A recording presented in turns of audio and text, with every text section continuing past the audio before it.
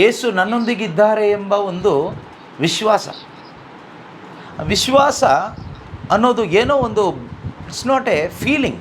Faith is not A feeling, it's A conviction. ಅದೊಂದು ಮನವರಿಕೆ. It is N experience, ಅದೊಂದು ಅನುಭವ.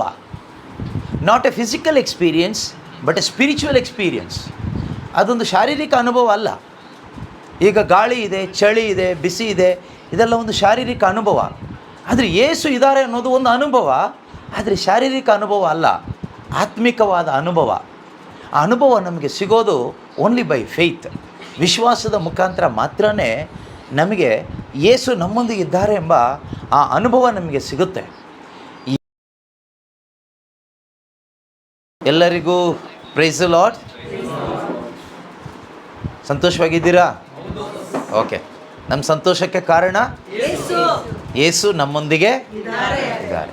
ಯೇಸು ನಮ್ಮೊಂದಿಗೆ ಇದ್ದಾರೆ ಎಂಬ ನಂಬಿಕೆಯಲ್ಲಿ ಯಾರೆಲ್ಲ ನಿಜವಾಗ್ಲೂ ಬದುಕ್ತಾ ಇದ್ದೀವೋ ಸಂತೋಷವಾಗಿರ್ಲಿಕ್ಕಾಗುತ್ತೆ. ನಮಗೆ ಬೇರೆ ಯಾರಿದ್ದರೂ ಇಲ್ಲದೇ ಇದ್ದರೂ, ಏನಿಲ್ಲದೆ ಇದ್ದರೂ ಪರವಾಗಿಲ್ಲ, ಆದರೆ ಯೇಸು ಇದ್ದರೆ ಅಷ್ಟೇ ಸಾಕು. Our satisfaction is Jesus. ನಮ್ಮ ನಿಜವಾದ ಸಂತೃಪ್ತಿ ಯೇಸು ಸ್ವಾಮಿ. ನಾವು ಬೇರೆ ಯಾವುದರಲ್ಲಾದರೂ ಸ್ಯಾಟಿಸ್ಫ್ಯಾಕ್ಷನ್ ಹುಡುಕಿದರೆ ಏನಾಗುತ್ತೆ ಅಂದರೆ, ಕೆಲವೊಮ್ಮೆ ಡಿಪ್ರೆಷನ್ಗೆ ಹೋಗ್ತೀವಿ, ಕೆಲವೊಮ್ಮೆ ಸೂಸೈಡ್ ಮಾಡಿಕೊಂಡು ಸಾಯಬೇಕಾಗುತ್ತೆ, ಪೇಷಂಟ್ಸ್ ಆಗ್ತೀವಿ. ಎಷ್ಟೋ ಜನ ಇವತ್ತು ರೋಗಿಗಳಾಗಿದ್ದಾರೆ. ಕಾರಣ they are searching satisfaction in the world. ಲೋಕದಲ್ಲಿ ಒಂದು ಸ್ಯಾಟಿಸ್ಫ್ಯಾಕ್ಷನ್ ಹುಡುಕ್ತಾ ಇದ್ದಾರೆ, ಒಂದು ಸಂತೋಷ ಹುಡ್ಕೊಂಡು ಹೋಗ್ತಾ ಇದ್ದಾರೆ. ಯಾರೆಲ್ಲ ಲೋಕದಲ್ಲಿ ಲೌಕಿಕವಾದವುಗಳಲ್ಲಿ ಒಂದು ಸಂತೋಷವನ್ನು ಹುಡ್ಕೊಂಡು ಹೋಗ್ತಾರೋ ಅವರ ಜೀವಿತದಲ್ಲಿ ಖಂಡಿತವಾಗಲೂ ಒಂದು ನಿಜವಾದ ಒಂದು ಸ್ಯಾಟಿಸ್ಫ್ಯಾಕ್ಷನ್ ಅನ್ನೋದು ಇರೋದಿಲ್ಲ. ಅವ್ರು ಎಷ್ಟೇ ಪ್ರಾರ್ಥಿಸಿದರೂ ಅದು ಬರೋದಿಲ್ಲ. ಕೆಲವರು ಹೇಳ್ತಾರೆ, ನಾವು ಡೈಲಿ ಪ್ರೇಯರ್ ಮಾಡ್ತೀವಿ, ತುಂಬ ಪ್ರಾರ್ಥನೆ ಮಾಡ್ತೀವಿ ಅಂತ. ಅವ್ರು ಎಷ್ಟೇ ಪ್ರಾರ್ಥಿಸಿದರೂ, ಏನೇ ಮಾಡಿದ್ರು ಆ ಸ್ಯಾಟಿಸ್ಫ್ಯಾಕ್ಷನ್ ಬರೋದಿಲ್ಲ.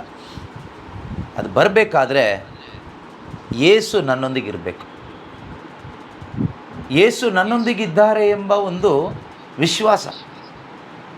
ವಿಶ್ವಾಸ ಅನ್ನೋದು ಏನೋ ಒಂದು, it's not A feeling. Faith is not A feeling, it's A conviction. ಅದೊಂದು ಮನವರಿಕೆ. ಇಟ್ ಈಸ್ ಎನ್ ಎಕ್ಸ್ಪೀರಿಯನ್ಸ್, ಅದೊಂದು ಅನುಭವ. Not A physical experience but A spiritual experience. ಅದೊಂದು ಶಾರೀರಿಕ ಅನುಭವ ಅಲ್ಲ. ಈಗ ಗಾಳಿ ಇದೆ, ಚಳಿ ಇದೆ, ಬಿಸಿ ಇದೆ, ಇದೆಲ್ಲ ಒಂದು ಶಾರೀರಿಕ ಅನುಭವ. ಆದರೆ ಯೇಸು ಇದ್ದಾರೆ ಅನ್ನೋದು ಒಂದು ಅನುಭವ, ಆದರೆ ಶಾರೀರಿಕ ಅನುಭವ ಅಲ್ಲ, ಆತ್ಮಿಕವಾದ ಅನುಭವ. ಆ ಅನುಭವ ನಮಗೆ ಸಿಗೋದು ಓನ್ಲಿ ಬೈ ಫೇತ್. ವಿಶ್ವಾಸದ ಮುಖಾಂತರ ಮಾತ್ರನೇ ನಮಗೆ ಯೇಸು ನಮ್ಮೊಂದಿಗೆ ಇದ್ದಾರೆ ಎಂಬ ಆ ಅನುಭವ ನಮಗೆ ಸಿಗುತ್ತೆ. ಯಾವ ವ್ಯಕ್ತಿ ಯೇಸು ನನ್ನೊಂದಿಗಿದ್ದಾರೆ ಎಂಬ ಅನುಭವದಲ್ಲಿ ಬದುಕ್ತಾನೋ ಆ ವ್ಯಕ್ತಿ ಸ್ಯಾಟಿಸ್ಫೈಡ್ ಆಗಿರ್ತಾನೆ.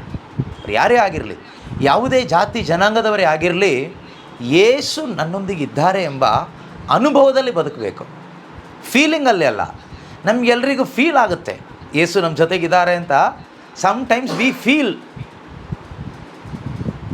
Sometimes we don't feel. ಈ ಪ್ರಾರ್ಥನೆ ಸಮಯದಲ್ಲಿ ಅಲ್ಲಿ ಇಲ್ಲಿ ಧ್ಯಾನಗಳಿಗೆ ಹೋದಾಗ ನಮಗೇನು ಫೀಲ್ ಆಗುತ್ತೆ? ಚರ್ಚಿಗೆ ಹೋದಾಗೆಲ್ಲ ನಮಗೆ ಕೆಲವೊಮ್ಮೆ ಒಂದು ಫೀಲಿಂಗ್ ಬರುತ್ತೆ, ಯೇಸು ನಮ್ಮ ಜೊತೆಗಿದ್ದಾರಪ್ಪ ಅಂತ. ಬರುತ್ತಾ? ಬರುತ್ತೆ ಅಲ್ವಾ? ಆದರೆ ಎಲ್ಲ ಟೈಮು ಆ ಫೀಲಿಂಗ್ ಇರುತ್ತಾ? ಎಲ್ಲ ಟೈಮು ಆ ಫೀಲಿಂಗ್ ಇರೋದಿಲ್ಲ ಅಲ್ವಾ? ಸೊ ನಮ್ಮ ಫೀಲಿಂಗ್ ಹೆಚ್ಚಾಗಿ ನಮಗೆ ಇರೋದೇನು ಗೊತ್ತಾ? ದೇವರು ನಮ್ಮ ಜೊತೆಗೆ ಇಲ್ವೇನೋ. ದೇವರು ನಮ್ಮ ಜೊತೆಯಲ್ಲಿ ಇದ್ದಿದ್ದಾರೆ, ನಮಗೆ ಈ ಥರ ಆಗ್ತಾ ಇರಲಿಲ್ಲ, ನಮ್ಮ ಜೀವನದಲ್ಲಿ ಎಷ್ಟೋ ಒಳ್ಳೆಯದಾಗ್ತಾ ಇತ್ತು.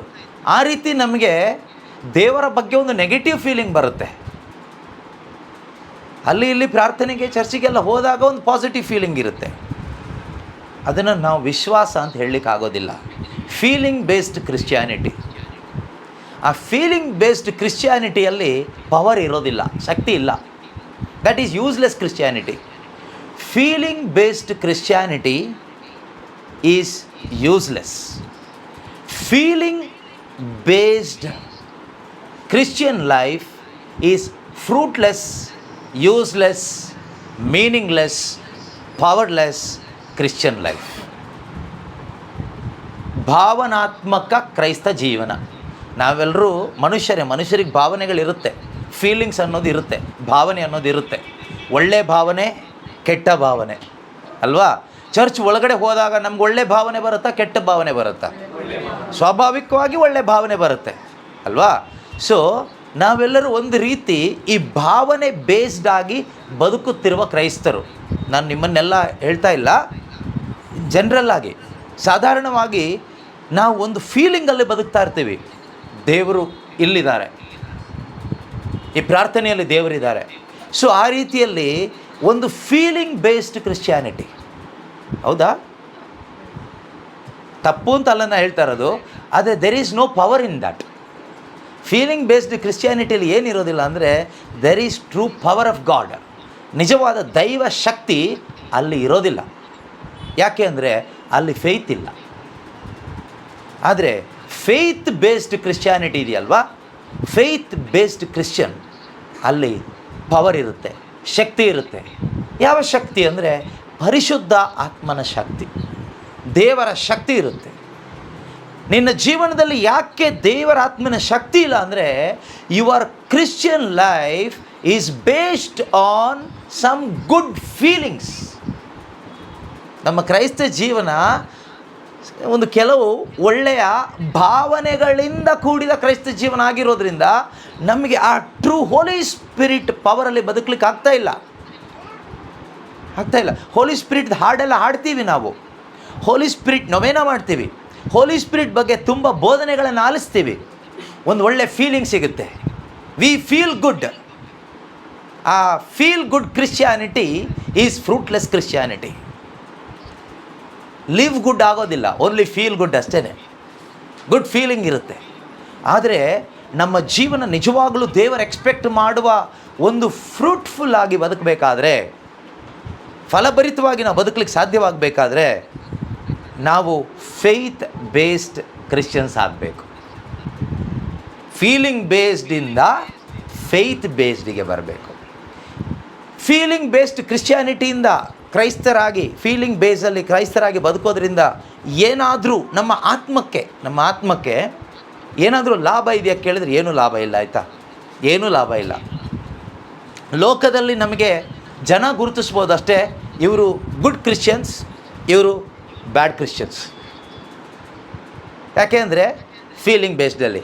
ಆದರೆ ಸ್ವರ್ಗ ಗುರುತಿಸೋದಿಲ್ಲ, ದೇವರು ಗುರುತಿಸ್ಬೇಕು ನಮ್ಮನ್ನು. ದೇವರು ಗುರುತಿಸ್ಬೇಕಾದ್ರೆ ಫೇತ್ ಬೇಸ್ಡ್ ಆಗಿರಬೇಕು. Without faith it is impossible to please God or pleased by God. ಹಿಬ್ರಿಯರಿಗೆ ಬರೆದ ಪತ್ರಿಕೆ 11ನೇ ಅಧ್ಯಾಯ 6ನೇ ವಾಕ್ಯದಲ್ಲಿ ನಾವು ಎಷ್ಟೋ ಬಾರಿ ಓದಿದ್ದೀವಿ, ಈಗಲೂ ಓದೋಣ. Hebrews chapter 11 verse 6. ಹಿಬ್ರಿಯ 11ನೇ ಅಧ್ಯಾಯ 6ನೇ ವಾಕ್ಯ. ವಿಶ್ವಾಸ ಇಲ್ಲದೆ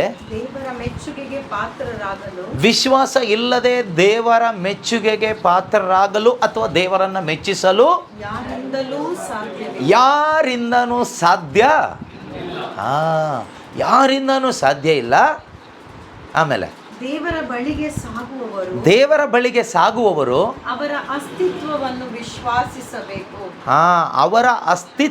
ವಿಶ್ವಾಸಿಸಬೇಕು.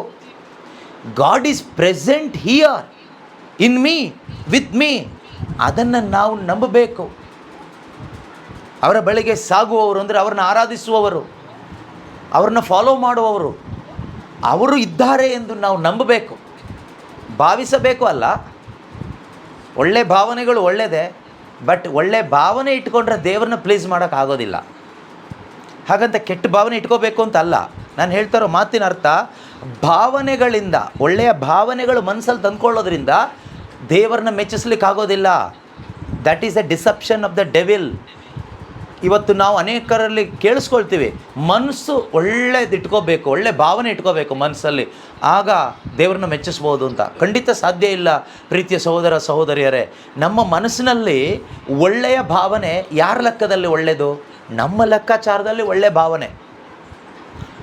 ನಮ್ಮ ಮನಸ್ಸಲ್ಲಿ ಒಳ್ಳೆ ಭಾವನೆ ಇದೆ ಅಂತ ಹೇಳಿಬಿಟ್ಟು ನಮ್ಮ ಜೀವನದಲ್ಲಿ ಒಳ್ಳೆ ಗುರಿ ಇದೆ ಅಂತ ಹೇಳಲಿಕ್ಕೆ ಆಗೋದಿಲ್ಲ. ಓಕೆ, ನಮ್ಗೆ ಒಳ್ಳೆ ಭಾವನೆ ಇದೆ, ಹಾಗಾದರೆ ಗುರಿ ಏನು? ಒಳ್ಳೆ ಭಾವನೆ ಇದ್ದರೆ ಗುರಿ ಏನು ಜೀವನದ್ದು? What is the purpose of your life? What is the aim of your life? ಜೀವನದ ಗುರಿ ಏನು? ಜೀವನದ ಉದ್ದೇಶ ಏನು? ತುಂಬ ಮುಖ್ಯ ಅಲ್ವಾ? ಹಾಂ, ನಮ್ಮ ಭಾವನೆ ಒಳ್ಳೆಯದೇ, ಹಾಗಾದರೆ ಜೀವನದ ಉದ್ದೇಶ ಏನು? ಯಾಕೆ ಬದುಕಿದ್ದೀವಿ? ಒಳ್ಳೆ ಭಾವನೆ ಇದೆ, ಕರೆಕ್ಟ್. ಯಾಕೆ ಬದುಕಿದ್ದೀವಿ ಅಲ್ವಾ? ಸೊ ಉದ್ದೇಶ ಬರೀ ಲೋಕಕ್ಕೆ ಸಂಬಂಧಪಟ್ಟಿದ್ದು ಮಾತ್ರ ಆಗಿರುತ್ತೆ. ಅದಕ್ಕೋಸ್ಕರ ಹೇಳ್ತಾ ಇರೋದು, ನಮ್ಮ ಉದ್ದೇಶ, ನಮ್ಮ ಅಂದರೆ ಒಬ್ಬ ನಿಜವಾದ ಕ್ರೈಸ್ತ ವಿಶ್ವಾಸಿಯ ಜೀವನದ ಉದ್ದೇಶ, the purpose of A true believer of God. ನಿಜವಾದ ಒಬ್ಬ ವಿಶ್ವಾಸಿಯ, ದೈವ ವಿಶ್ವಾಸಿಯ ಜೀವಿತದ ಉದ್ದೇಶ ಇಟರ್ನಲ್ ಲೈಫ್, ನಿತ್ಯ ಜೀವ, ಅಮರ ಜೀವ, ಸ್ವರ್ಗ ರಾಜ್ಯ. ಇದಾಗಿರಬೇಕು ಜೀವನದ ಉದ್ದೇಶ. ಪ್ಲಸ್ ಇಲ್ಲ, ಅದಕ್ಕೆ ಯಾವುದು ಪ್ಲಸ್ ಅಂತ ಏನೂ ಇಲ್ಲ. There is only one purpose for A true believer, true child of god. If you are a true believer of Jesus Christ, you will have only one purpose in life, not one plus.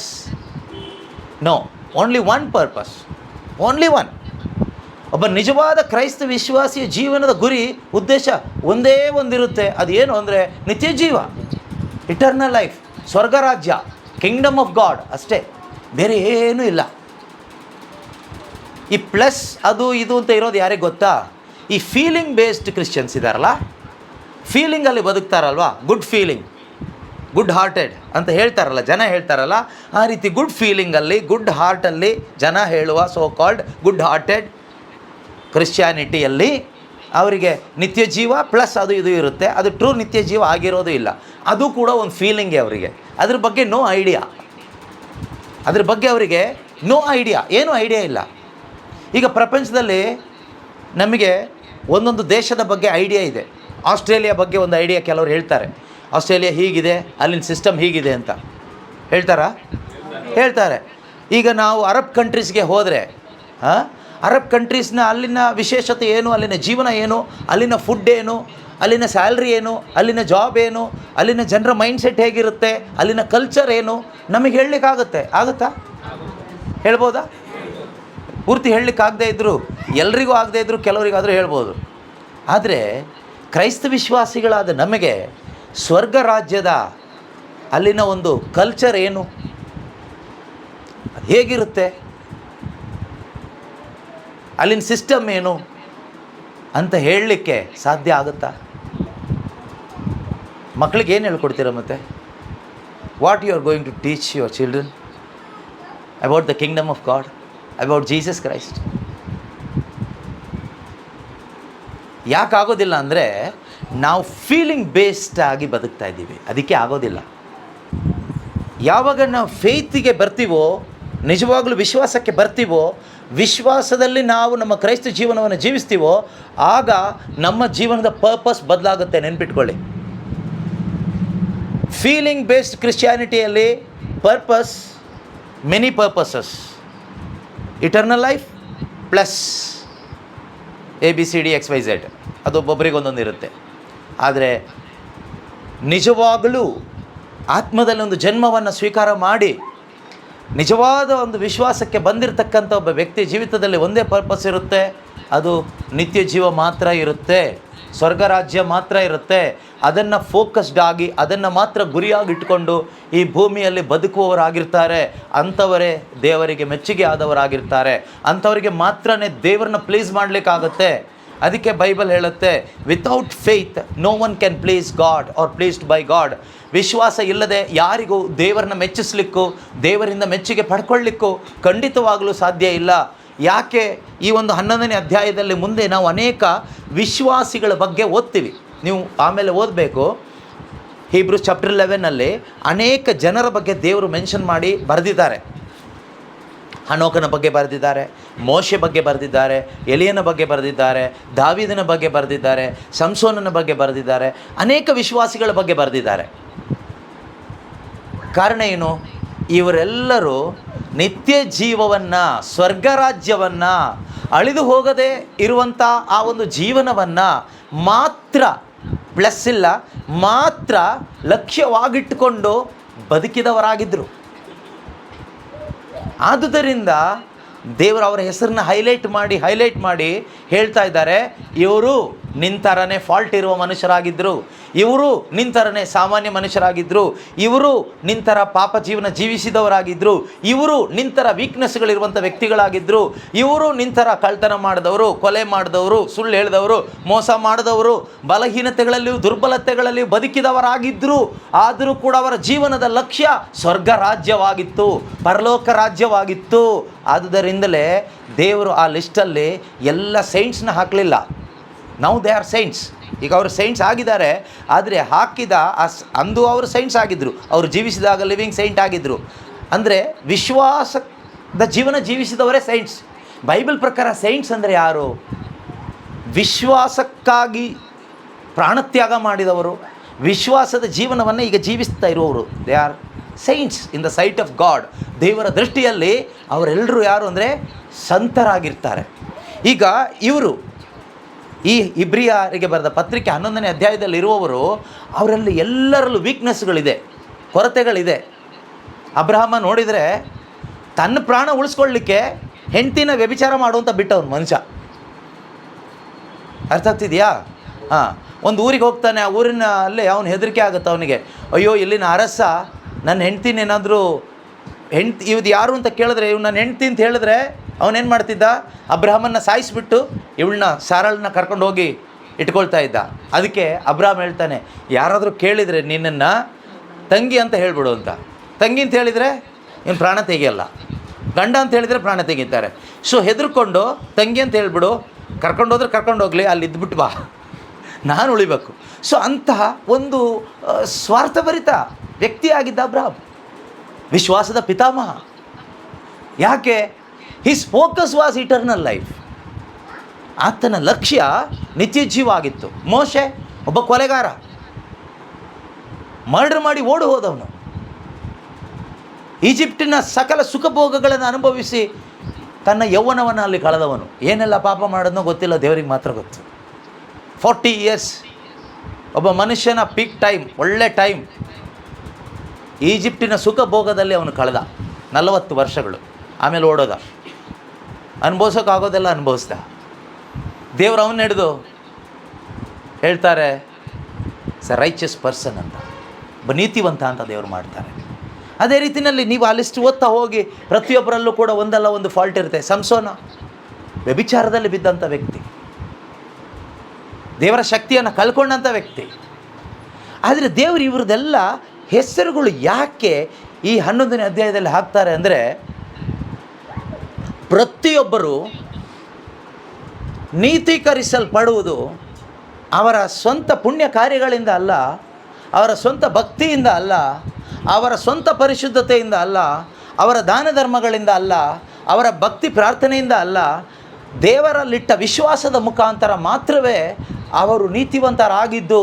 ಅದೇ ರೀತಿಯಲ್ಲಿ ದೇವರು ನಮಗೆ chance ಕೊಡ್ತಾ ಇದ್ದಾರೆ, ಪ್ರತಿಯೊಬ್ಬ ಮನುಷ್ಯನಿಗೂ. ಯಾರೆಲ್ಲ ತಮ್ಮ ಸ್ವಂತ ಪುಣ್ಯ ಕಾರ್ಯಗಳನ್ನು, ಪ್ರಾರ್ಥನೆಯನ್ನು, ಭಕ್ತಿಯನ್ನು ನಂಬದೆ ಯೇಸು ಕ್ರಿಸ್ತರು ನನ್ನ ಬದಲಿಗೆ ಎಂದು ಯೇಸುವಿನಲ್ಲಿ ತನ್ನ ನಂಬಿಕೆಯನ್ನು ಇಡ್ತಾರೋ ಅವ್ರನ್ನೆಲ್ಲ ದೇವರೇನು ಮಾಡ್ತಾರೆ? ನೀತಿವಂತರು ಎಂದು ಪರಿಗಣಿಸ್ತಾರೆ. ಅವರೆಲ್ಲರೂ ನೀತಿವಂತರಾಗ್ತಾರೆ. ಇದು ತುಂಬ ಒಂದು ದೊಡ್ಡ ಆಶೀರ್ವಾದ. ಇದು ದೊಡ್ಡ ಆಶೀರ್ವಾದ. ಇದಕ್ಕಿಂತ ದೊಡ್ಡ ಆಶೀರ್ವಾದ ಇದೆಯೋ ಇಲ್ಲ ನನಗೆ ಗೊತ್ತಿಲ್ಲ. ಯಾಕೆಂದರೆ ಅನೀತಿವಂತರಾಗಿದ್ದ ನಮ್ಮನ್ನು ದೇವರು ವಿಶ್ವಾಸದ ಆಧಾರದಲ್ಲಿ ನಮ್ಮನ್ನು ನೀತಿವಂತರು ಅಂತ ಮಾಡ್ತಾರೆ. It's very easy. ನೀತಿವಂತರಾಗೋದು ತುಂಬ ಸುಲಭ. ಯೇಸುವನ್ನು ನಂಬಿದರೆ ಸಾಕು. ಹಾಗೆ ವಿಶ್ವಾಸಕ್ಕೆ ಬಂದವರು ಯೇಸುವನ ಆ ಒಂದು ಶುಭ ಸಂದೇಶದ ಮುಖಾಂತರ ವಿಶ್ವಾಸವನ್ನು ಪಡೆದುಕೊಂಡಿರತಕ್ಕಂಥ ಪ್ರತಿಯೊಬ್ಬರು ಪ್ರೀತಿಯ ಸಹೋದರ ಸಹೋದರಿಯರೇ, ಅವರಿಗೆ ನಿಜವಾಗಲೂ ದೇವರನ್ನ ಮೆಚ್ಚಿಸ್ತಾ ಬದುಕಲಿಕ್ಕೆ ಸಾಧ್ಯ ಇದೆ. ಹಾಗಂತ ಹೇಳಿಬಿಟ್ಟು ಅವರು ತಪ್ಪುಗಳನ್ನ ಮಾಡೋದಿಲ್ಲ ಅಂತಲ್ಲ, ತಪ್ಪುಗಳು ಮಾಡ್ತಾರೆ, ಆದರೆ ದೇವರನ್ನ ಮೆಚ್ಚಿಸ್ತಾ ಬದುಕಲಿಕ್ಕೆ ಸಾಧ್ಯ ಇದೆ. ಅವರಿಗೆ ಬಲ ಇದೆ. ಈಗ ಯಾವ ರೀತಿ ನಿಮಗೊಂದು ಉದಾಹರಣೆ ಹೇಳ್ಬೋದು ಅಂದರೆ, ಮೀನು ನೋಡಿದ್ದೀರಾ? ಮೀನು ನೋಡಿದ್ದೀರಾ? ಓಕೆ. ಮೀನು ನೀವು ಮೀನು ಹಿಡಿಯೋಕ್ಕೆ ಹೋದರೆ ಹೊಳೆಯಲ್ಲೋ ಎಲ್ಲೋ ಒಂದು ಕಡೆ ನೀರು ಹರಿತಾ ಇರುತ್ತಲ್ವ, ಅಲ್ಲಿ ಜೀವಂತವಾಗಿರೋ ಮೀನು ನೋಡಿದ್ದೀರಾ? ಸತ್ತೋಗಿರೋ ಮೀನು ನೋಡಿದ್ದೀರಿ? ಸತ್ತೋಗಿರೋ ಮೀನು ನೀರು ಹಿಂಗೆ ಹರಿತಾ ಇದ್ದರೆ ಯಾವ ಕಡೆಗೆ ಹೋಗ್ತಾ ಇರುತ್ತೆ? ನೀರು ಯಾವ ಕಡೆಗೆ ಹರಿಯುತ್ತೋ ಆ ಕಡೆಗೆ ಹೋಗ್ತಾ ಇರುತ್ತೆ. ಜೀವ ಇರೋ ಮೀನಾದರೆ ಆಪೋಸಿಟ್ ಡೈರೆಕ್ಷನ್ಗೆ ಹೋಗುತ್ತೆ. ಬೇಕಾದರೆ ಅಗತ್ಯ ಇದ್ದರೆ ಆ ಕಡೆ ಹೋಗಬೇಕಾದ್ರೆ ಹೋಗುತ್ತೆ. ಆದರೆ ಸತ್ತಿರೋ ಮೀನಿಗೆ ಆಪೋಸಿಟ್ ಡೈರೆಕ್ಷನಲ್ಲಿ ಬರಲಿಕ್ಕಾಗುತ್ತಾ? ಬರಲಿಕ್ಕಾಗೋದಿಲ್ಲ. ಅದಕ್ಕೆ ಒಂದೇ ಡೈರೆಕ್ಷನ್. ಯಾವ ಡೈರೆಕ್ಷನ್ ಹೇಳಿ? ನೀರಿನ ಡೈರೆಕ್ಷನ್. ನೀರು ಯಾವ ಕಡೆ ಹೋಗುತ್ತೋ, how the flow goes, that dead fish also go with it. ಆ ನೀರೇ ಈ ಲೋಕ ಪ್ರೀತಿಯ ಸಹೋದರ ಸಹೋದರಿಯರೇ. ಲೋಕ ಹೇಗೆ ಹೋಗುತ್ತೋ ಹಾಗೇ ನಾವು ಹೋಗ್ತಾ ಇರಬೇಕು ಅಂತ ಎಷ್ಟೋ ಜನ ಕ್ರೈಸ್ತರು ಹೋಗ್ತಾರಲ್ವ, ಅವರೆಲ್ಲ ಈ ಒಂದು ಸತ್ತ ಮೀನಿನ ಥರ. ಜೀವ ಇಲ್ಲ. ಫ್ರಾನ್ಸಿಸ್ ನೋಡುವಾಗ ಮೀನಿನ ನೆನಪಾಯ್ತು ನನಗೆ. ಪವಿತ್ರಾತ್ಮರೇ ಸ್ತೋತ್ರ. ಸೊ ಸತ್ತ ಮೀನಿನ ಥರ ಇರುವ ಕ್ರೈಸ್ತರು ಎಷ್ಟೋ ಜನ ಇದ್ದಾರೆ. ಪ್ರಪಂಚದ ಫ್ಲೋ ಹೇಗಿದೆಯೋ ಅದ್ರ ಪ್ರಕಾರ ಹೋಗ್ತಾರೆ. ಸಂಡೇ ಚರ್ಚಿಗೆ ಹೋಗ್ತಾರೆ, ಕ್ರಿಸ್ಮಸ್ ಮಾತ್ರ ಚೆನ್ನಾಗಿ ಬ್ಯೂಟಿಫುಲ್ಲಾಗಿ ಮಾಡ್ತಾರೆ. ಆದರೆ ಅವರು ಅನುಸರಿಸೋ ರೀತಿ ನೀತಿಗಳು, ಪದ್ಧತಿಗಳು, ಅವರ ಮೈಂಡ್ ಸೆಟ್, ಮೆಂಟಾಲಿಟಿ ಎಲ್ಲ ಲೋಕದ್ದೇ. ಅವ್ರ ಮೇಲೆ ಅವರು ಏನು ಹೇಳ್ತಾರೆ ಗೊತ್ತಾ? ಒಳ್ಳೆ ಉಪದೇಶ ಕೊಡ್ತಾರೆ, ಹಿತೋಪದೇಶ ಹೇಳ್ತಾರೆ, ಒಳ್ಳೆ ಬುದ್ಧಿ ಮಾತುಗಳನ್ನ ಹೇಳ್ತಾರೆ. ನೋಡಿ, ಯಾವಾಗಲೂ ಪ್ರಾರ್ಥನೆ, ಬೈಬಲ್ ದೇವರ ವಾಕ್ಯ ಇದು ಸರಿಯಲ್ಲ. ಪ್ರಪಂಚನ ನೋಡ್ಬೇಕು ನಾವು.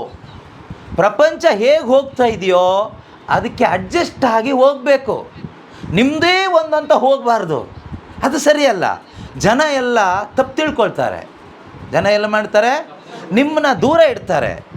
ಜನ ನಿಮ್ಮ ಜೊತೆಗೆ ಅಡ್ಜಸ್ಟ್ ಆಗಿ, ನೀವು ಅವ್ರ ಜೊತೆಗೆ ಅಡ್ಜಸ್ಟ್ ಆಗಿ, ಸತ್ತ ಮೀನು ಯಾವ ರೀತಿ ಹೀಗೆ ಹರಿಯುವ ನದಿಯಲ್ಲಿ ನೀರು ಹೋಗುತ್ತೋ ಅದೇ ರೀತಿಯಲ್ಲಿ ನಾವು ಹೋಗಬೇಕು ಅಂತ ಅವ್ರು ಹೇಳೋದು. ಕೇಳಿಸ್ಕೊಳ್ಳಿಕ್ಕೆ ಚೆನ್ನಾಗಿರುತ್ತೆ. ಅಂದರೆ ಅವ್ರು ಹೇಳೋದೇನು ಗೊತ್ತಾ?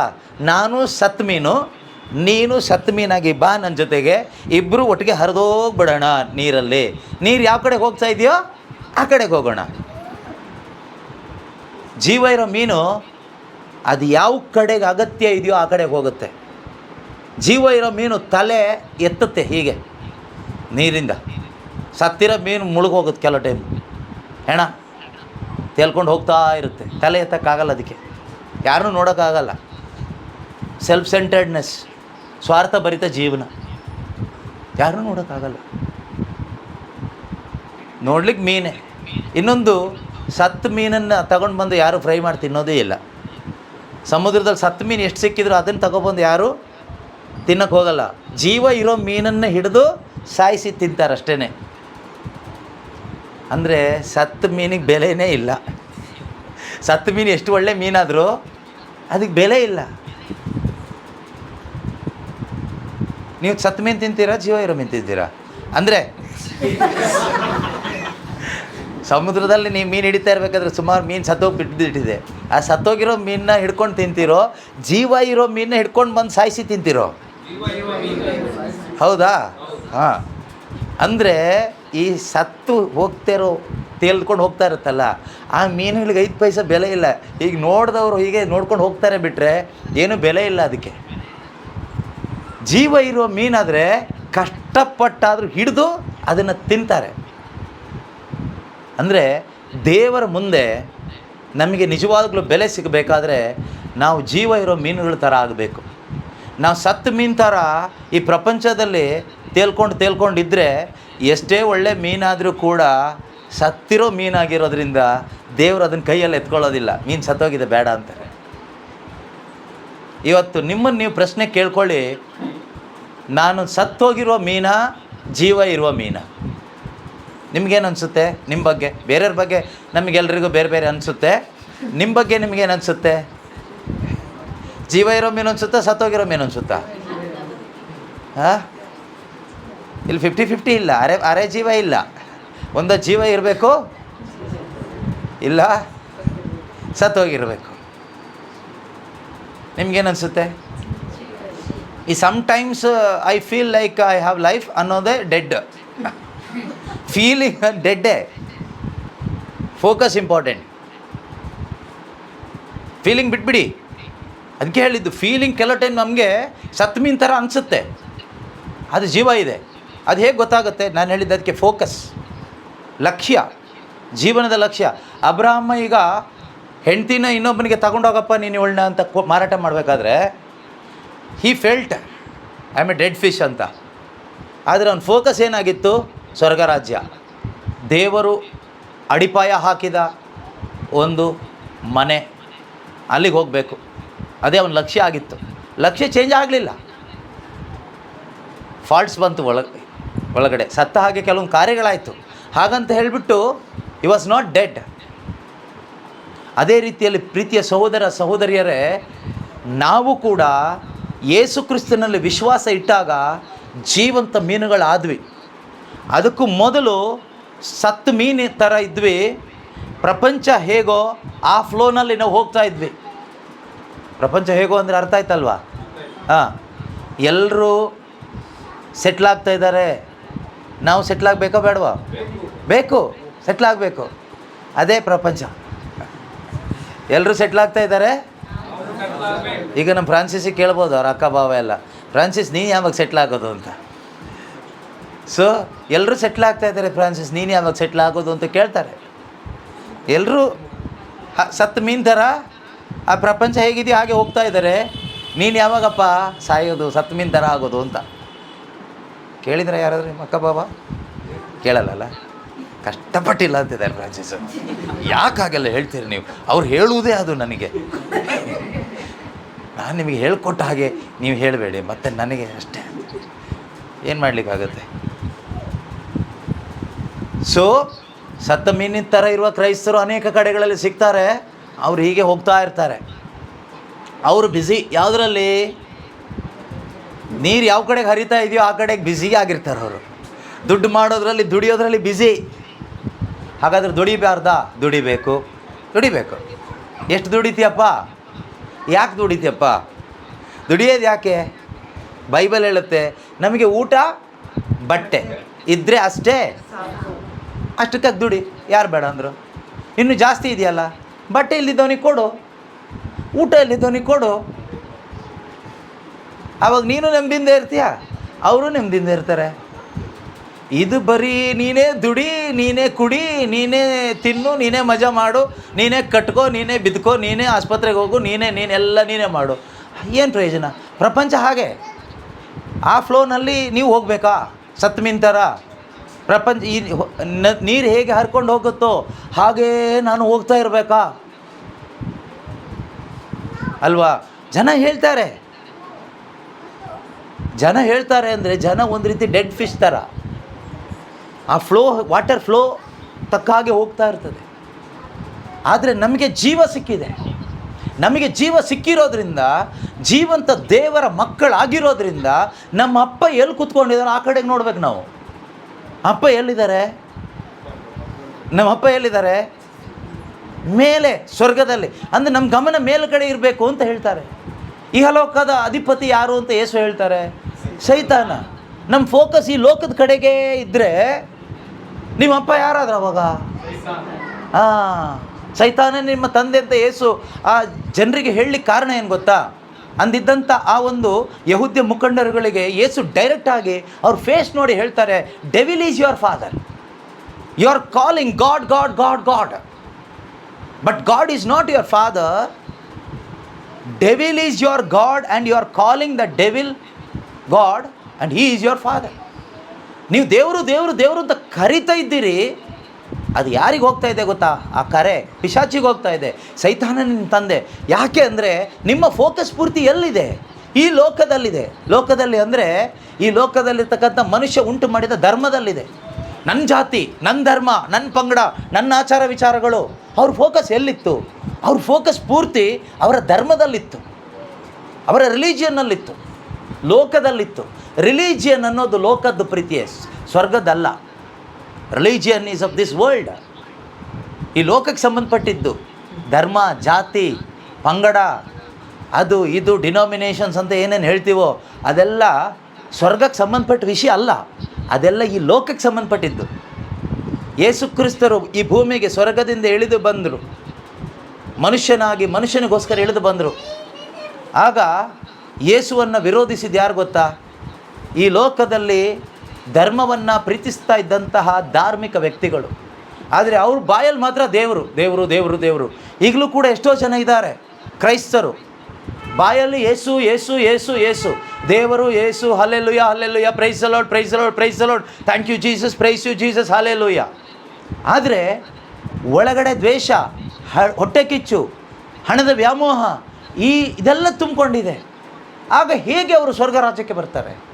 ನಿತ್ಯ ಜೀವ ಹೇಗೆ ಪಡ್ಕೊಳ್ಳಿಕ್ಕಾಗ್ತದೆ? Where is your focus? ಯಾವ ಕಡೆಗೆ ಚಲಿಸ್ತಾ ಇದ್ದೀವಿ? ಯಾವ ಕಡೆಗೆ ನೀರು ಹೋಗ್ತಾ ಇದ್ದೀವಿ ಆ ಕಡೆಗೆ ಚಲಿಸ್ತಾ ಇದ್ದೀವಿ. ಭಾನುವಾರ ಚರ್ಚ್ ಒಳಗಡೆ ಕೂತ್ಕೊಂಡ್ರೆ ಆಗೋದಿಲ್ಲ. ಮನೆಯಲ್ಲಿ ಒಂದು ಕ್ರಿಬ್ ಮಾಡಿ ಬಾಲ ಯೇಸುವಿನ ಒಂದು ಸ್ಟ್ಯಾಚ್ಯೂ ಇಟ್ಟ ತಕ್ಷಣ ಆಗೋದಿಲ್ಲ. What is the purpose of your life? ಜೀವನದ ಉದ್ದೇಶ ಏನು? ಪ್ರೀತಿಯ ಸಹೋದರ ಸಹೋದರಿಯರೇ, ನಿಜವಾಗಲೂ ನಾವು ವಿಶ್ವಾಸಕ್ಕೆ ಬಂದಿದ್ದೇ ಆದರೆ ನಮ್ಮ ಜೀವನದ ಉದ್ದೇಶ ಬದಲಾಗಿರಬೇಕು. ಇಲ್ಲಾಂದರೆ ಬದಲಾಗಿಸ್ಕೊಳ್ತಾನೇ ಇರಬೇಕು. ಇದಲ್ಲ ನನ್ನ ಜೀವನದ ಉದ್ದೇಶ, ಇದಲ್ಲ ನನ್ನ ಜೀವನದ ಉದ್ದೇಶ ಅಂತ ಹೇಳಲಿಕ್ಕೆ ನಮಗೆ ಸಾಧ್ಯ ಆಗಬೇಕು. ಕೊಲೊಸ್ಸದವರಿಗೆ ಬರೆದ ಪತ್ರಿಕೆ 3ನೇ ಅಧ್ಯಾಯ, ಕೊಲೋಷಿಯನ್ಸ್ ಚಾಪ್ಟರ್ 3, 1ರಿಂದ ಇರತಕ್ಕಂಥ ವಾಕ್ಯಗಳು ಓದ್ತಾ ಬರೋಣ. ನೀವು ಯೇಸು ಕ್ರಿಸ್ತರೊಂದಿಗೆ ಪುನರುತ್ಥಾನ ಹೊಂದಿರುವುದಾದರೆ ಗಮನ ಯಾವ ಕಡೆ ಕೊಡಬೇಕಂತೆ? ಯಾವಾಗೆಲ್ಲ ಕೊಡಬೇಕಂತೆ?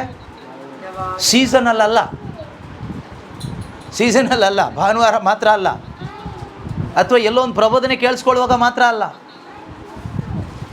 ಎಲ್ಲ ಸಮಯದಲ್ಲೂ, ಪ್ರತಿದಿನ, ಯಾವಾಗಲೂ ನಮ್ಮ ಲೈಫ್ ಫೋಕಸ್ ಸ್ವರ್ಗೀಯ ವಿಷಯಗಳ ಕಡೆಗಿರಬೇಕು. ಯಾವ ಕಡೆಗಿದೆ ನಮ್ಮದು ಫೋಕಸ್?